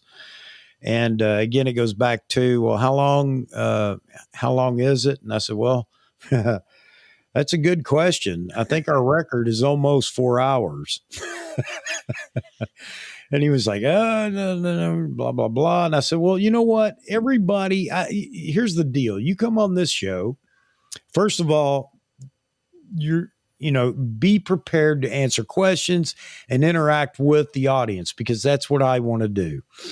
And the other thing is that once you get in here, everybody finds that they're having a good time. Next thing they know, 2 hours are gone past. So, it just seems to work out that way until people get so tired and they realize, oh man, I got to go to bed or whatever. So yeah, it's always fun. It's always fun. But Frames had a good time. I think we'll see him again on here. He kind of likes this concept of the way we just get on here and chat, talk about stuff. Yeah, if you're on here for information, I mean, rock solid, absolute fact, you need to get a hold of Jeffrey, because Jeffrey's the answer man on all of the absolute fact stuff. Yeah. You want to know where something is in the Z9 manual? You need to get hold of Jeffrey. No, I'm just kidding. I'm not flipping that booger on you, Jeffrey. But Jeffrey does. He's a smart man. He's a smart man. I'm gonna wear a mask the next time I'm on. Oh man. Oh. But I was mentioning when you took a break earlier or a while back, Chuck, I mentioned that weather permitting, I'm going to be trying out that 24 to 120 f4 on Monday. Okay, good. So I'll see what I get with it. All right. And then maybe I can share some of the pics with you once I process them. I'm about 1,600 pictures behind editing on my computer right now. I'm falling behind on everything. How are you going to catch up? 1,600? Yeah. Oh, my wife still works. I'm retired. She still works. and I get the message on my computer screen that says your average your daily average time on the computer is 9 hours a day. Yeah. I'm on the computer. Uh, I get paid nothing. I'm on the computer more than she is working, doing stuff I make no money at. That's what I joked with somebody today. I says, I'm so busy and I don't make 5 cents, but I like what I'm doing. So I yeah. do it. Yeah. But I mean, but it is becoming, I guess I'm getting a little consumed too much. I'm getting a little crazed, I think. Yeah. Uh, I'm just really getting myself into where, oh, I want to try this out. I want to do this. I want to do that. And, well, like I'm going to croak like in 6 days or something, and I want to get everything done. But I don't know. It's just, I'm Yeah. I'm my own worst enemy. I'm like putting so much on my plate. Uh, but hey, if you're not busy, when you're retired, if you don't keep busy, you are gonna drop. You know what I mean? You got to keep your No, mind going. yeah, you're absolutely right, and I'm going to be the same way. Again, right now it's just a matter of getting out of this house and whatnot. I get down south, it's going to be different. And I want to keep this going too, so I'm going to have fun with this and whatever. So there you have it. I don't have time to actually shoot for a living. You can't imagine. Maybe it's just me, but how much time it takes to do these 2 shows a week. I know it may seem like it doesn't, you shouldn't, or whatever. And it probably definitely doesn't seem like it takes me too much time considering the amount of information I bring to the table. But um, yeah, man, but I enjoy it. Like No, you, I you enjoy it. put a lot of work into it. It's kind of like when you volunteer to be a Boy Scout leader, and they tell you it's only like 5 hours a week, and then the next Yeah. thing you know, like I did, I was like a Weeblo leader, and next thing you know, I had a workshop, and I'm rebuilding the Pinewood Derby track in my garage from Yeah. Yep. Yep. scratch, Yep. Yep. and had to get it done in 2 weeks. Yep. you know, and I'm like, wait a minute, I thought this was only supposed to be a couple hours a week. It's like this is like a full-time job. It's like, Yep. and I'm sure it's that way with what you do, what you're doing with the show. I mean, it's a lot of work, Yeah. and I think I speak for everybody that we appreciate it. We like being involved with your show on the chats. I feel privileged that you allow me to come on and share some time with you, and I think it's great. And I think I mean, I said earlier to people, I go, we got to get you up to that 500 subscriber level quick. I mean, Yeah. I don't know what's going on, but I guess people don't like to have good conversation. They only like it if people are beating up on brands or something. I don't know what it is. Yeah, and I understand this. People look for videos to watch on YouTube, and they look at the length of time for the video, and it says, 3 hours and 42 minutes. They immediately think, well, that and the fact that I can't start one of these without having some kind of interruption, like no audio or whatever. So they're here for the first few seconds, and then, no, this isn't worth watching, and they're gone. I you got to spend time with us, folks. I don't know if anybody's in here now just dropping by. You got to spend some time with us, and I think you'll see that it's not as bad as it seems right up front. But anyway, I know that they're long and everything else, but I have been saving the key shows, just the audio, and I'm going to do like Hagen does. I'm going to put those on. I'm going to start me. What's that podcast? Start up the podcast. Since all this is conversation, which is why I read the questions and everything else. A lot of people like this kind of stuff playing in the background when they're doing things, and they may pick up a point or two or whatever. So anyway, I'm just babbling now. I'm punch drunk. I got up too early this morning and didn't get a nap. You got to have that 1 hour power nap during the day. Yeah, absolutely. And Mozman just said it here. If you didn't know better, you'd never click on a 3-hour YouTube video. I agree. I agree. Let's see. Mozman, since the show started, I've been to Michael's, bought tons of props and supplies, driven home, eating dinner, and now setting up for a shoot. These shows can be productive too. Oh, all right, Mozman. Yeah, it's early out there for you. It's past my bedtime here.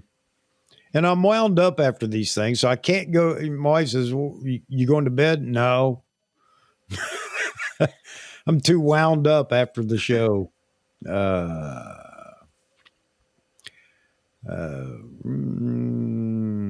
let's see. Well, thanks, Agnetha. I'm hoping everybody is. We may have a small group, but we have a good time together. And maybe that's how it's meant to be. You know, there aren't going to be that many. And maybe too many people would take away from it. We wouldn't have as much fun. I don't know.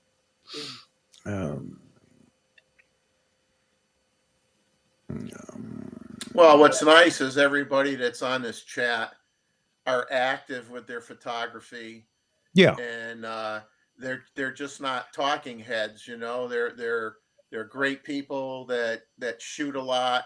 They're involved. They love their gear. They love photography, and that's what it's all about. And that's what your channel's all about. And that's why you have this loyal following that you have every Wednesday and Saturday. Yeah. And, you know, and I'm trying to keep it at that. So everybody knows, even if I don't put out and I've been doing that lately. I haven't been getting the reminder out as fast, folks, but just know that Wednesday at noon Eastern and Saturday at 9 p.m. Eastern, there's going to be a live stream. And whether I get the reminder out or not, especially this time of the year, like I said early on in the show, I got a lot of stuff that I'm going to be doing. Outside prep. It's that time of year. And if I forget, don't get around to it, we're still doing the show. If I'm not going to do a show, there's only two reasons you won't know. One reason you won't know about it, because they drug me out from under the lawnmower and rushed me to the hospital or something. But I will, if I know I'm not going to be able to do a show, I'll let you guys know. But then I'm going to hire somebody in like Mr. Jeffrey and set it up so Jeffrey can run the show. Oh, no. Thanks. Believe me, you wouldn't wish that on anybody. You wouldn't want to do that. Ratings will fall. The FCC will get involved. It'll be awful. No. Ratings will go up. Then I'll hit 500 subscribers. Jeffrey's over here hosting. Yeah, I do that, Chad. Absolutely, I do that. My wife will ask me, what'd you talk about? And I say, well, wow, where do I begin? But again, that's what I like about our channel here. So it's our community. We'll do what we want and have a good time at it. All right, folks, with that said, I think it's about time to pull the plug for me tonight. Thank you, Ted. Appreciate that comment. It's a great channel because of you guys, and no kidding. And I've said it before, I'm humbled that, you know, anybody cares to be in here, but we always have a good time. What did I have for Wednesday? I thought I had something. Well, I'll put it out in the reminder. I may have somebody Wednesday again. I keep saying that. But I'm trying to get a guy, and I'll throw his name out here and you guys can check him out. He's just fun. Sean Cameron over in Britain. He shoots, he shoots about anything, but he's a Nikon shooter. Just got his Z9 not too long ago, and just shot the big dog kennel show that they have over there in Britain, kind of like the Westminster here. But he's just a lot of fun. He's a fun guy. I think he's a good fit coming in here and doing just what we're doing right now. Not coming in here and being a talking head, but being in here just having a good time with us. So I'm going to try to get a hold of him again and see if he's willing. And maybe we'll get him in there Wednesday. That said, I don't have anything else to talk about. Check out Nikon Rumors if you want to see what Nikon said in their April 7th briefing to the company or employees. And all right, everybody saying good nights. Yeah. Jeffrey, thank you Have a so good, much for no joining. problem. It's always fun. It really is. I enjoy it. And all right. All right, folks. Have a wonderful rest of the weekend, what's left of it. And I hope you have a good start to next week. If you haven't, jump over and join our group on on Facebook, Nikon Amateurs Group. If you haven't subscribed and you feel like this is a lot of fun, you'd like to join us more often, subscribe, hit the all notifications so you get those reminders when I do put them out. And you can be in here chatting with us, whether you make it every night or not, or every time we stream or not, doesn't matter. Just so you're notified and you can be here when you want to. I appreciate all of you, and drop a like on the way out. Anything else I can say, honey? Oh, she's nodding her head. I did okay. All right. All right, folks. Good night. God bless y'all. And we'll see you Wednesday, unless something spectacular happens and we Good got to do night. an impromptu. Thanks again, Jeffrey. You guys have Yeah, a no wonderful problem. night. See you Wednesday.